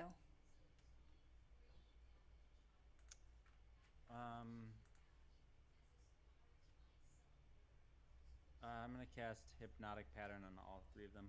Nice. What kind of save is it? Wisdom. Sounds good. They don't seem, they're plate fighters. They're not wise. Drazdak is gonna go first. 1 second. That's a 14. He's hypnotized. Thodmalin is a 11. Hypnotized. And Lavera is a 12. What's incredible is 2 of them have really good wisdom mods. It's just that they rolled like shit. We got a minute. This is going to be one at a time. One at a time, Ash. Yep. So Dazdrak is their name. They are currently bloodied. Okay, cool. I'm gonna go.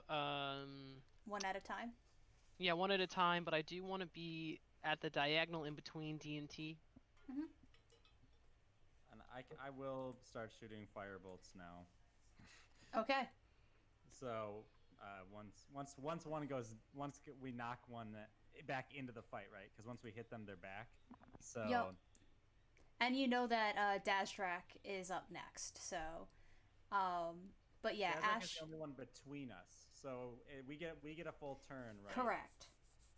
Well, no. So Dazdrak would have a turn in between you and Ash. Mm-hmm. Yeah, so yeah. Ash would need to. Right, but Ash would need to knock him out before. Yep. Yeah. So it doesn't matter what order we do it in, as long as we have the minute, right? We have 10 rounds. Right, but every time they take damage, they. Yeah. So all I'm trying to say is that the other 2 are to go Ash, me, them. right? So we can Oh, might be yeah, able to get yeah. I them gotcha. down or knock them out before they get to go. Where with Dazrak, we need to knock them out before I go. Yep. And then Ash, you would have advantage on the first attack.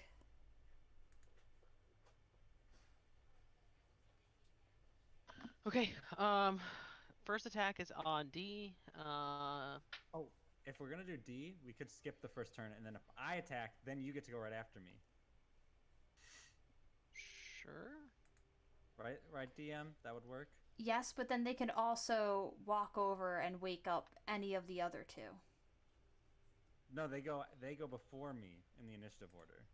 So if I go after, right, then So if Ash wants to just permanently delay his turn to after you. permanent. Just Ash knock him out. He was hurt, right? He was already hurt, and Ash. I don't. Honestly, I don't. Ash does not give a shit when he goes in the order. If we just want to flip, I don't care. No, I think it's better. Just knock him out. Just hit him. So Okay. The first one is with advantage. Yeah, 24. That will hit.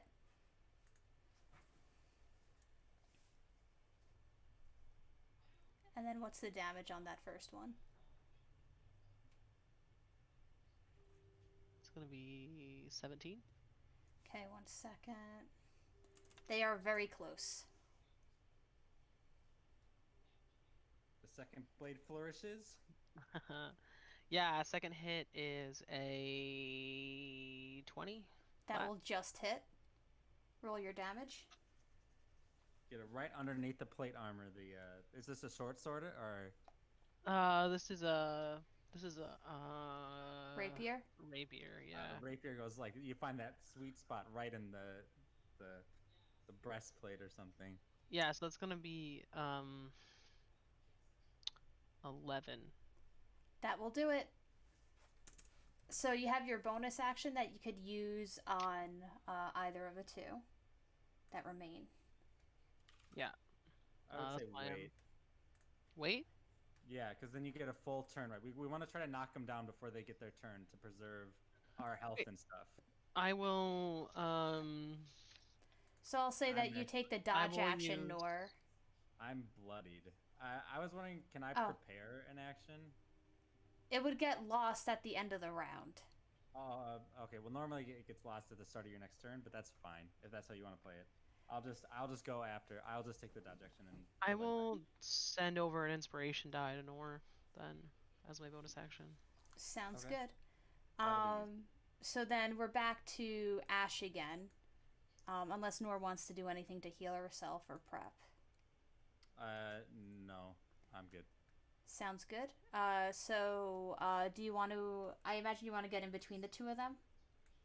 Yep. And then I who put you step going over. after? I mean, which one looks more beefy? They both look equally beefy. All right. One. They actually. I mean, you recognize one definitely as a paladin. That would be Thadmalin, and Lavera. Sorry, Lavera is a paladin. Thadmalin is another cleric. All right. I'll go for L then. Sounds good. Oh wait, I'm an idiot. They're a rogue, not a paladin. I'm sorry. So they would be less beefy. Who I have no idea who I'm hitting at this point. I'm just going with L. You're hitting the one that is less beefy. Sorry, I have so many character things up right now. It's hard for me. I literally have 15 NPC sheets up at this moment. All right. So the first one is 26. That will hit. Second and I will say, one, yeah. Yeah, I assume at this point they can take at least 2 of my hits, probably all Correct. 3, without going down. So I'm just gonna do all 3. Yep. But yeah, so that's gonna be 26, a 24, and a 17. All hit.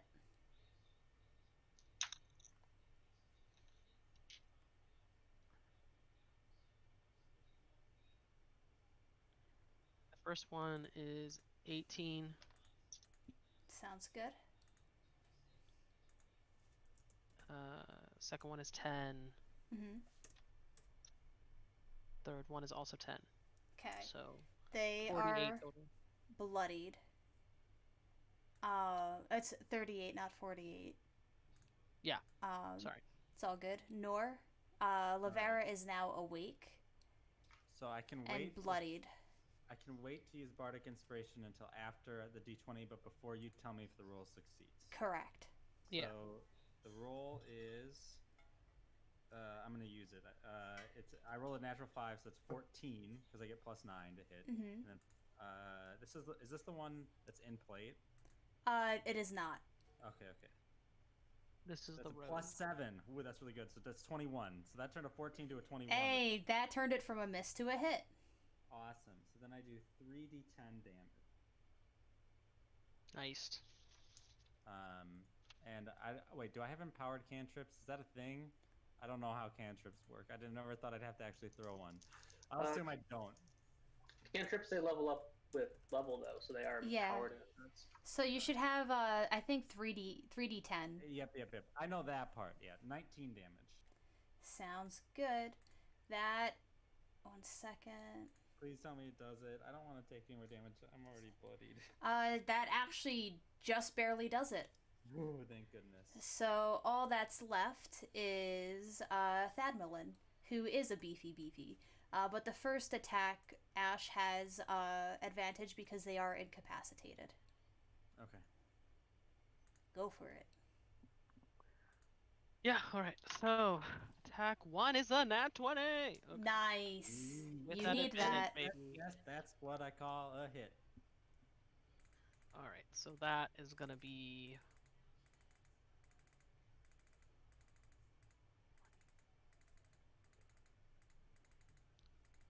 Sorry, I'm trying to do math in my brain and it's not working.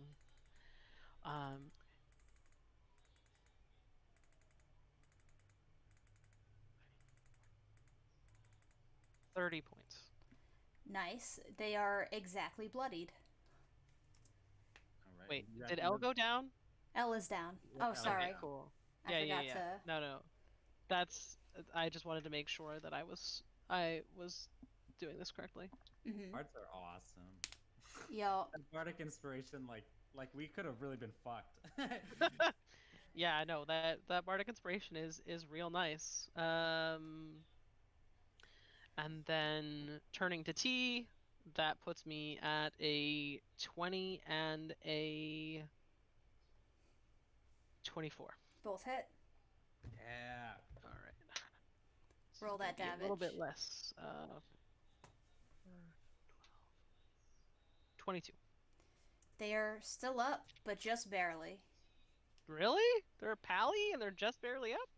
I mean, you did 52 points of I don't think they're damage. level 13 or level 12 like we are. Yeah, they're level 7. All right, and then I'm gonna. So I'll toss a firebolt their way. Sounds I'm good. gonna use blue because both of these dice have not been very kind today. Natural 20. Oh my god. Okay. Oh, Yes. No! I don't want it to be a natural 20. Can it not? They're like barely up, right? Okay. It's not gonna kill him. It's not gonna kill him. Yep. So it's max by default, which is 30. Well, can it not? And I be like. max? Can I roll it? Can I just choose to roll it this time instead of taking the max? As I'm trying, I'm holding back a little. You know, I'm not trying to kill him, man. Go for Yeah, it. honestly. I don't want it to just be Ash. I mean, honestly, You can join the Franz Club. Come on, it's fun. All right, so that's 12 plus 17, 29, 30, 31. 31 total. Oh, no. Can I like healing word at the same time or something to like? What were the 3d10 that you rolled, Eric? Oh, I just rolled 3 to 10 twice. All right, my first one was really bad, actually. It was only 11. So... Okay, so 11 plus 30. Yeah. Franz Club. Come on. They are not dead, but you knock them out. Come on, Eric. Don't roll natural 20s. Ever. No more. I never want to... This dice never rolled a natural 20. Blue dice, like, never rolls a nat 20. I don't know what came over it. It's new that it could fuck me. I will stabilize them. Yep. Like, you know Oh the no, you don't have worst- to. You don't have to worry about that because they weren't one-shotted. That's the only thing that you had to worry about. There was no way. That's why I was forcing Okay. Eric to because there is no So it's way that. only if they got one-shotted because they didn't have any. Right, like if their max HP was 30 and you did 31 points of damage, that would immediately immediately put them at unstable with essentially like they can only fail until stabilized. But if you do their negative HP, so if they had 30 HP and they were at negative 30, then they would be dead, which is what Franz did to actually both. So he one-shotted one and then negative killed the same exact one.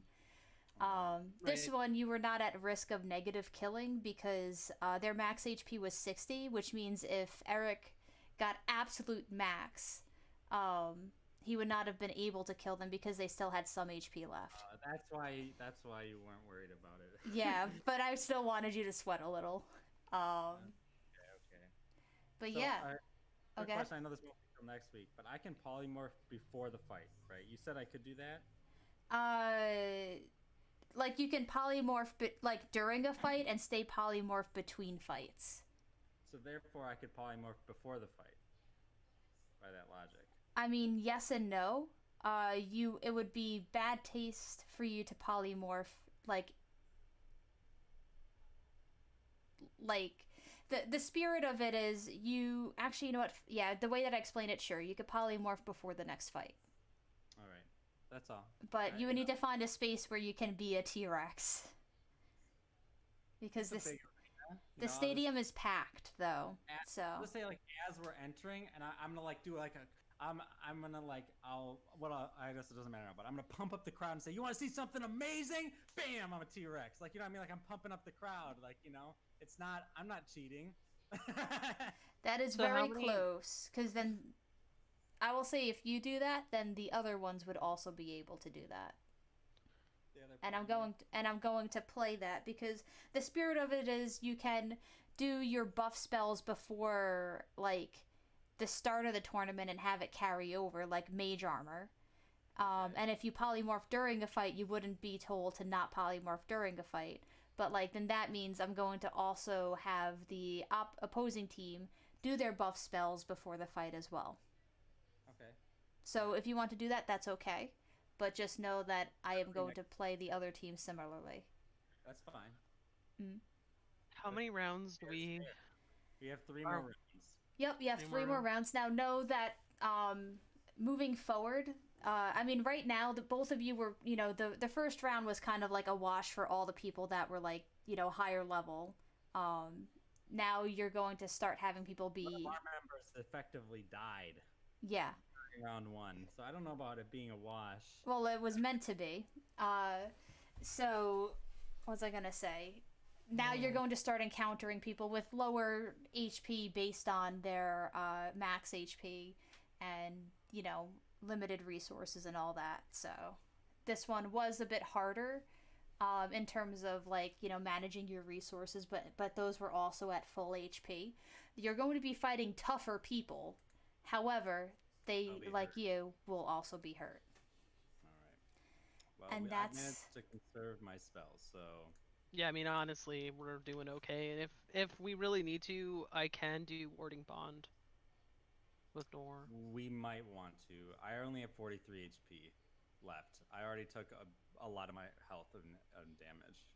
Yeah, I mean, keeping in mind that the Ash does not have the damage that Tolly did, or the HP that Tolly did, right? So like, oh yeah, I guess. That's like Tolly had like almost 200 HP by the time we were finishing, and Ash has 100 and now has 111. That's still a lot more than me. Yeah, for sure. And I can upcast Healing Word and things as well. So we should do it just because then when I'm in a T-Rex form, you're basically taking half damage, right? Because my T-Rex form, that's not my real HP. That I'm losing. So well, so if I do Warding Bond with you, you take half damage and I take damage and a half. No. So like I take all my own damage, and I take half of your damage. Oh, is that how it works? Yeah. Then then no Warding Bond, just I T-Rex.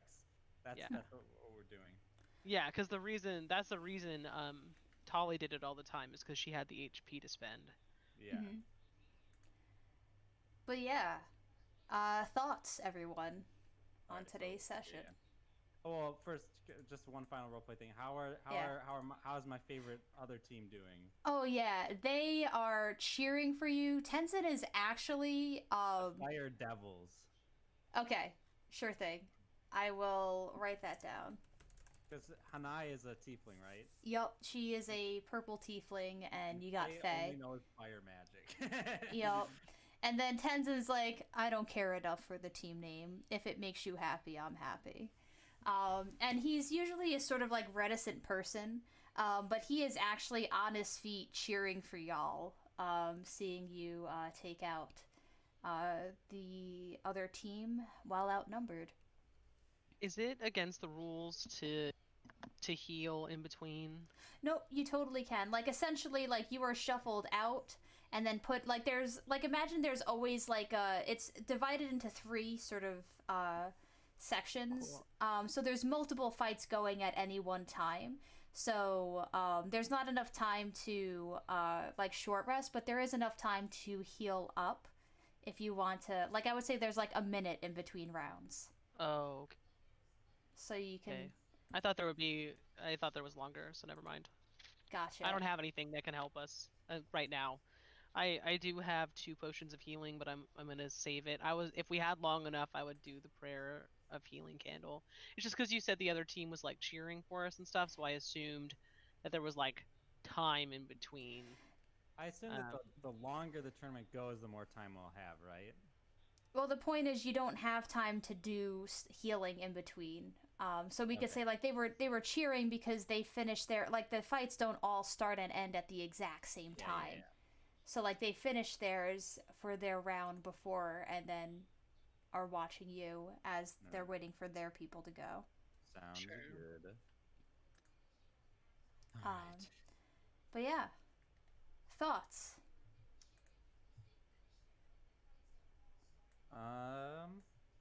I liked the shopping, and I liked it that we were able to bring in the other NPCs into the fray. That was fun.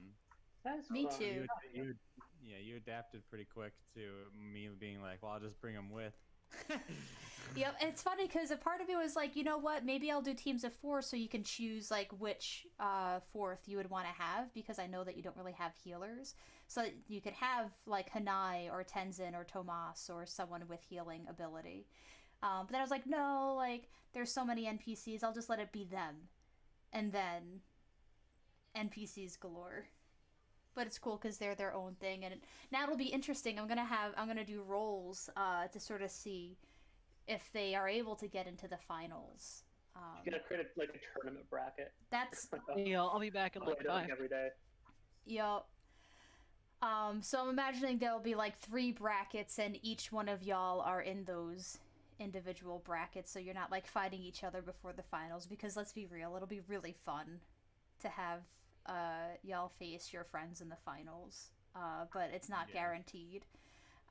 So sort of the thing that I was dealing with today, and like I know that it created frustration, but I also really enjoy having high level parties having to deal with low level characters, and I thought it would make sense for there to be low level characters that you fight in the beginning because it's an open tournament and it's the first round.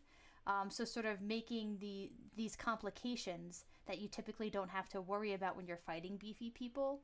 And then I also wanted to try and do essentially a dungeon crawl, but an urban one. So this is what came to mind with that. Well, I think tournaments are always a great setting, and I think it kind of like something you can't really replicate outside of the city. So I think it was a good choice. Cool. So I know that Corey, you got bit in the ass a little with the light. I honestly don't know if I misheard what the rules were or missed something. I don't know. I thought we were just doing non-lethal damage. I'm like, I'll just do what I'll normally do, and well, hey, it makes sense for the character at least. Mm-hmm. Yeah, it was just I'm assuming non-lethal in the sense that like if you brought that, so it's non-lethal in the sense that if you cut them down to 0 or negative HP, they are not doing death saves. but if you one shot them or negative HP, like there's no recourse for that one. Yeah, that either went over my head or whatever. I don't know. Got it. But yeah, I guess we were talking about Eric while you were talking with Stuart. We were thinking about practices of character creation, where when we create our characters at the start, we have a certain vision for them, but that always changes as we think through the characters, live through them through the campaign, and they change, and those original ideas change, and then y'all, like everyone, completely. I guess Corey, you not so much, but you have reworked Franz several times in other iterations. So, what do you think about reworking characters midway through the campaigns based on sort of changes that happen? I think that it's important to keep it in mind. I think that it would be once I got to turn off this. I had the battle music going because you're in the Hmm. Coliseum. All right. Uh, I think that it can be kind of a mistake on a DM's part to like be like, well, no, you're a rogue or whatever. You have to stick to what you were. You know what I mean? Like, and you can't change subclasses or classes or you know what I mean? Like, like a because it stifles that development, right? That potential.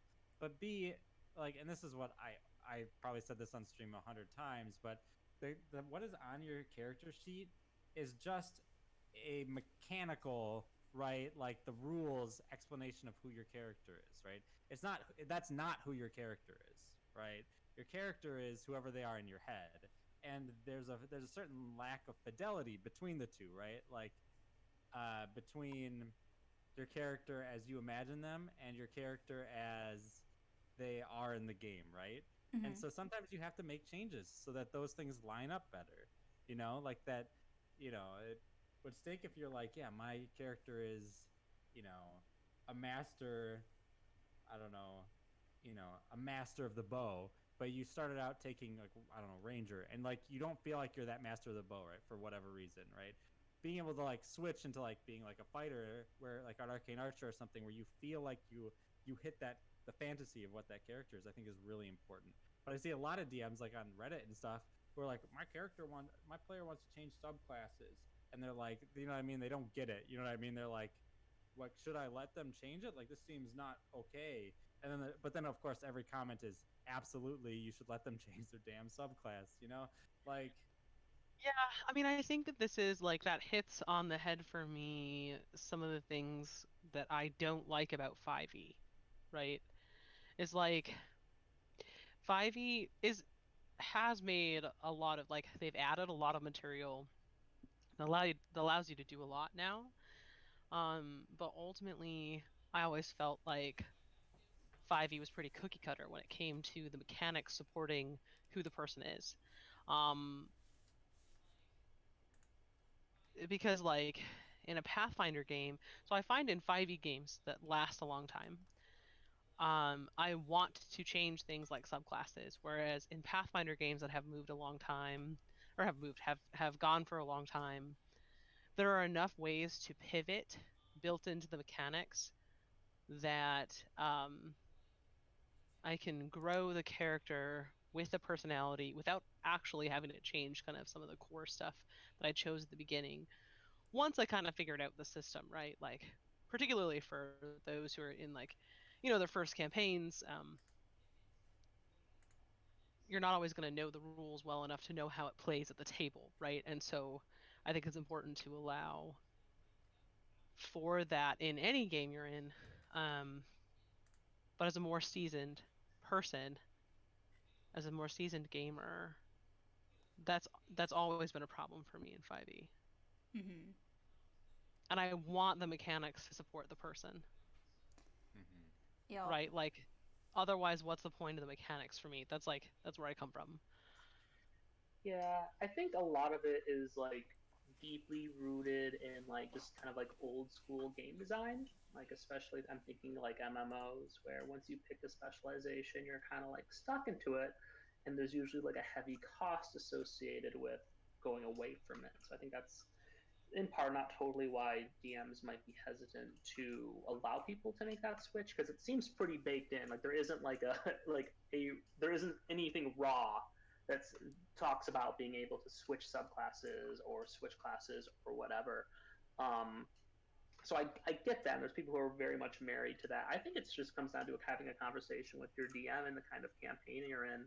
If you're in the kind of campaign where it's very much like it's very hardcore, very very dungeon crawly, and very live with consequences kind of game, I would understand why a DM would be hesitant to allow a person to switch.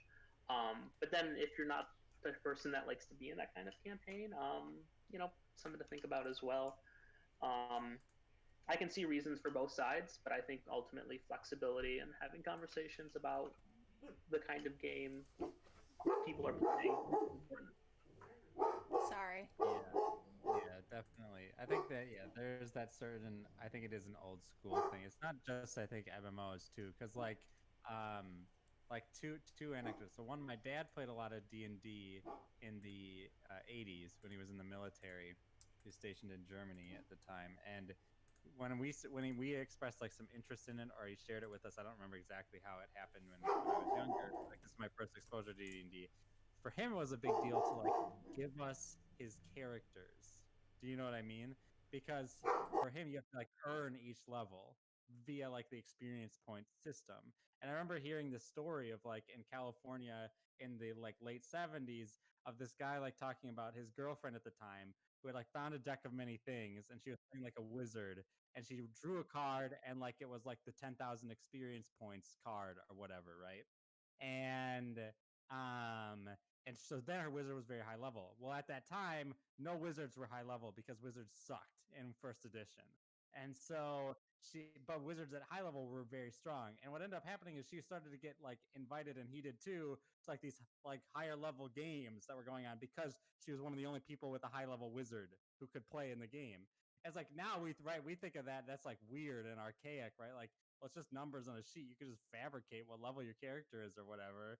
Like, it doesn't have, but like there was like kind of a more like a stringent like material, like every level you have, you've like completely earned, and thus maybe that creates more of a rigid structure for understanding who your character is. It's almost like, because the characters, I guess at that time, almost like would live beyond their current, when it wasn't campaigny, it was almost like you just jump from DM to DM table with your character. Yeah, and I think there's also a sense, there's always, new books coming out, and people want to try new things. Not saying that didn't happen in older editions of D&D, but it wasn't. I mean, it feels like we're getting something new frequently. Especially with Unearthed Arcana. I mean, that's definitely been baked into D&D since the beginning, right? Like one of the reasons why a lot of people didn't get into D&D late, like in the earlier editions, is because in order to have all the rules, you needed a stack of books taller than you are. Because there was always something new coming out, and that was in AD&D all the way through the magazines now. Yeah, and the magazines and all the rest. Like you had to be very in it in order to have all of the stuff. Yeah, I mean, for me and for my change for Ash, it was very much like, does this support, like, does this change support the character growth that has occurred? And if so, how? Right? Mm-hmm. Because it wasn't so much that the old mechanics didn't fit him then, it's that he has changed so much as a person that these are the things he would have worked on. And so mechanically, this supports the changes that have happened to him personally. And that's very much the reason I chose that. And I think every player has their reasons for changing subclasses and stuff, and I think they're all legitimate and valid, right? Mm-hmm. But that's my process for the changes I have inputted here. Yeah, I'm the same way. Like, if Nor couldn't come back as a wizard or as a different class, I probably just would have played a different character. Like, Mm-hmm. I don't know how I would have played her as like like I don't know, like a level 6 warlock, level 6 something else. You know what I mean? Like, Mm-hmm. Mm. I don't know how I would have. You know what I mean? Like, I guess I would maybe could have come with a solution, but I probably would have rather just played something that I thought was fun. Rather than trying to like jam a square Mm. peg in a round hole. Mm-hmm. Yeah. I also love, and I guess we can, talk all as DMs, but I love it when players subvert expectations. Like, I thought today was just going to be fighting through as far as we can, maybe getting halfway through the tournament, not having NPCs involved, and yet y'all invited two teams worth of NPCs. And then, one player got disqualified. So then I was like, oh shit, I guess now they're just going to sit there and watch. But then you're like, no, let's fight 2v3. Um, and I like that. I like players subverting expectations. So I'm not sure if we can talk as DMs on how to handle that when that happens. Oh, I mean, that's all just about flexibility for me. Yeah. You just Yeah. gotta like. So I DM 2 games on Tuesdays and Thursdays. Both of them are Pathfinder 1e campaigns. My Thursday campaign, which Kelly is in, y'all actually do more or less what I expect you to do. Try Very and avoid occasionally, fights and befriend everything. yeah, well, I mean, like, in terms of y'all, I lay out hooks, and y'all pick the hooks that are just, like, very quite standard most of the time. Mm-hmm. Outside of the befriending of things, and then when y'all were like, we're just gonna fly over this forest, I was like, that's a decision and I will respect it. Like what I said to them, like, so they were going through this forest to get to this big bad. And I had kind of planned for it to be 2 sessions worth of kind of big bad material. And they are like, well, what if we just flew over until we find him? Instead of kind of going through all the traps and the NPCs that they would find along the way and the help that they would find along the way. And I was like, cool, yeah, y'all could do that, but would it be as fun? Like, so I had to kind of like almost convince them to go through it. But if y'all had decided, no, we're just gonna fly over this entire thing, it would have been okay. Like the whole thing is about being as flexible as possibly can. My Tuesday campaign, however, they never do what I think they're gonna do. Like literally ever. It is. I've prepped And yet you things. still love them more than us. I do actually. I do. Yeah. It's because of the contingency of the game really that I like them more. Like I pretty much have what I expect from Thursday, and it's fun, like to go through kind of that standard kind of TTRPGs. But those Tuesday crew, they bring the surprises, and I think that that's really the most valuable. You know, obviously being entirely sarcastic. But my Thursday players have now gotten to the point where in and out of game they tell me how much I love Tuesday more than them, and so now I'm just leaning into it. And just telling you, in Yeah. fact, yes, I do like the Tuesday campaign better. You And I will say finally. Go ahead. the thing about surprises and being surprised is it definitely for me as a DM it brings me more into the game instead of me running a game. I feel like I'm a part of playing the game a bit more Mm-hmm. because when you're just kind of running by the numbers and just like laying down, if it's happening just as you plan, it kind of you just kind of feel like a puppet master. At least I do in a lot of ways. And that's I'm not devaluing that or saying that's not fun. And I know there's certainly DMs out there who really don't like when players go off the rails or don't do what they have planned. Um, Not that I agree with that, but I'm empathetic towards that. So yeah, it's always nice when players subvert expectations and challenge you. Yeah. Yeah, I think that there's like a there's there can be unhealthy getting off track, right? Like, so Mm-hmm. I don't want to, but I will generally say that if you can't be like a yes and or a yes but DM to like what your players are like interested in doing, like you maybe, and I know we're very DM positive, right? You should go out and DM whoever's listening to this right now. It's a wonderful, very rewarding I experience. love it so much. But if you can't say yes, you maybe should go find something else to do. Don't be a I don't DM. know. So I'm gonna push back against that. I'm gonna say that because I really am a firm believer that there is a DM for every player and players for every DM. Because I do have a few friends that are in a campaign that has been going for now several years. I want to say 4 or 5. Right. In which the DM has an extremely specific story and is running through that story to the point that he was like, okay, we're switching from kind of this world, we're going through this portal to this other world, and your characters are going to change. Here's your new character sheet. Oh, shit. And the I like that. players like that. Like his players, like I would be like, fuck you. Excuse me, this is my character, and y'all can't do that. Like that. That is how I would react to that. But his players in that game really enjoy his storytelling, really enjoy that game, are really committed to it. And so I think for me, it's like no matter how you DM, there are going to be players out there for you. But if you DM in a way that a lot of people don't like, you're going to have to spend some time finding players for yourself. And it's not going to be fun. Like, you're going to go through some groups before you find a group that's like really into what you want to be into. Um, if you're not kind of a yes and or a yes but DM. Yeah, I I'm gonna yes, but you. I Sure. agree. I think that was a very good retort.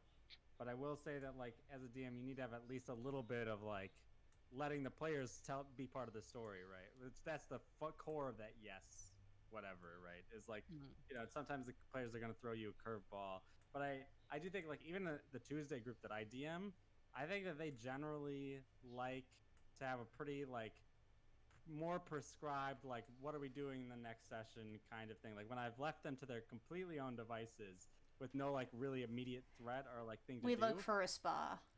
They tend to just look for a spot, like they tend not like the story doesn't very much advance at all, which is I think that's part of the maybe I am not always the best at world building, or maybe I've what's the word, conditioned them to like look for the quest, right, or something like that. Mm. But like so like I do think like you can like you can set them on paths, but I guess more what I was trying to say is for me at least the most enjoyable parts of D&D and the best sessions I've ever had, generally speaking, as a player and as a DM, are the ones where you just like you have to roll with what the players are doing, right? Like players like go way off script. Like remember Girls Night Out, Anushka? The one Yeah. like that was like one where like I all I did to set that up was like I was like, you know what? I'm gonna have this one character blackmail one of the like one of our characters for something that they did, and that turned into like a super duper memorable session because they what they chose to do in response to that was like completely unpredictable. And the same thing like I think it was actually around that same time, but there was the Yeah. Ahoy Boys episode too, That was so where good. that was a really open-ended one where it's like your friend is kidnapped. What are you gonna do? And like it was so hilarious. Like it was just a really wonderful like a session as well. And so I think the we can as DMs can sometimes we can think that like like the story we want to tell is like the best story, but oftentimes the story we tell with the players is the best story. But I agree that there's definitely a DM for every player, and there's some players who probably are really happy to just be like an audience member in the DM story. You know what I mean? For the most part. Yeah, Mhm. and I think that it just really depends on the player, and sometimes people are into that for a little bit of time for like a one shot or whatever that's more prescribed, and then for their campaigns they want more flexibility, and I think that's like I think we're all here for different things at different times too, and so that's to say like if you have a really it's to say if you want to be a DM you can be a DM, and there will be space for you no matter what your DM style is, uh, for the most part. Yep. Are there even people out there for sadomasochist DMs who just want Unfortunately, to kill their yes. players? This is going to be a campaign. I'm just going to keep killing you over and over. Some people are into that. Yep. Yeah, I mean, sad. It's Tomb of sad. Horrors is a thing. Actually, you know what? I say unfortunately, but I fucking love Tomb of Horrors so much. I Like, think Tomb of Horrors though more like I think it's more of like a Dark Souls or like whatever kind of experience where it's just like really really really difficult and you're going to fail, but it's not like oh you're level 1 I'm gonna throw Tarask at you, right? Like that's what I was referring to as gotcha. like masochist, like just like an impossible situation that's like where your choices are meaningless because the DM is throwing like dragons at you or whatever that you can't possibly hope to do anything to. Mhm. Well, it is 5:01. I think that was a really fun session, y'all, and we're gonna see what Franz gets up to in between these fights. Now that It's always a mystery. I am afraid.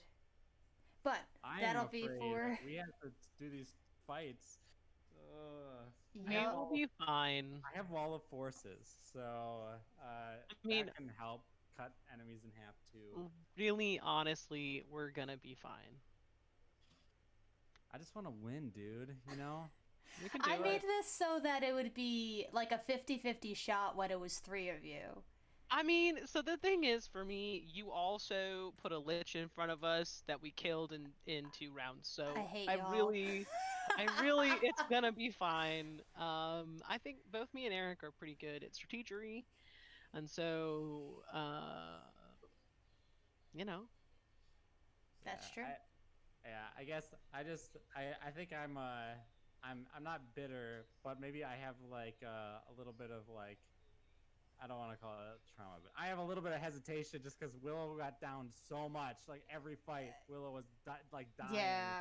and so like now I feel like Kelly's just gonna like I'm already at half HP. I'm like Kelly's just gonna kill me.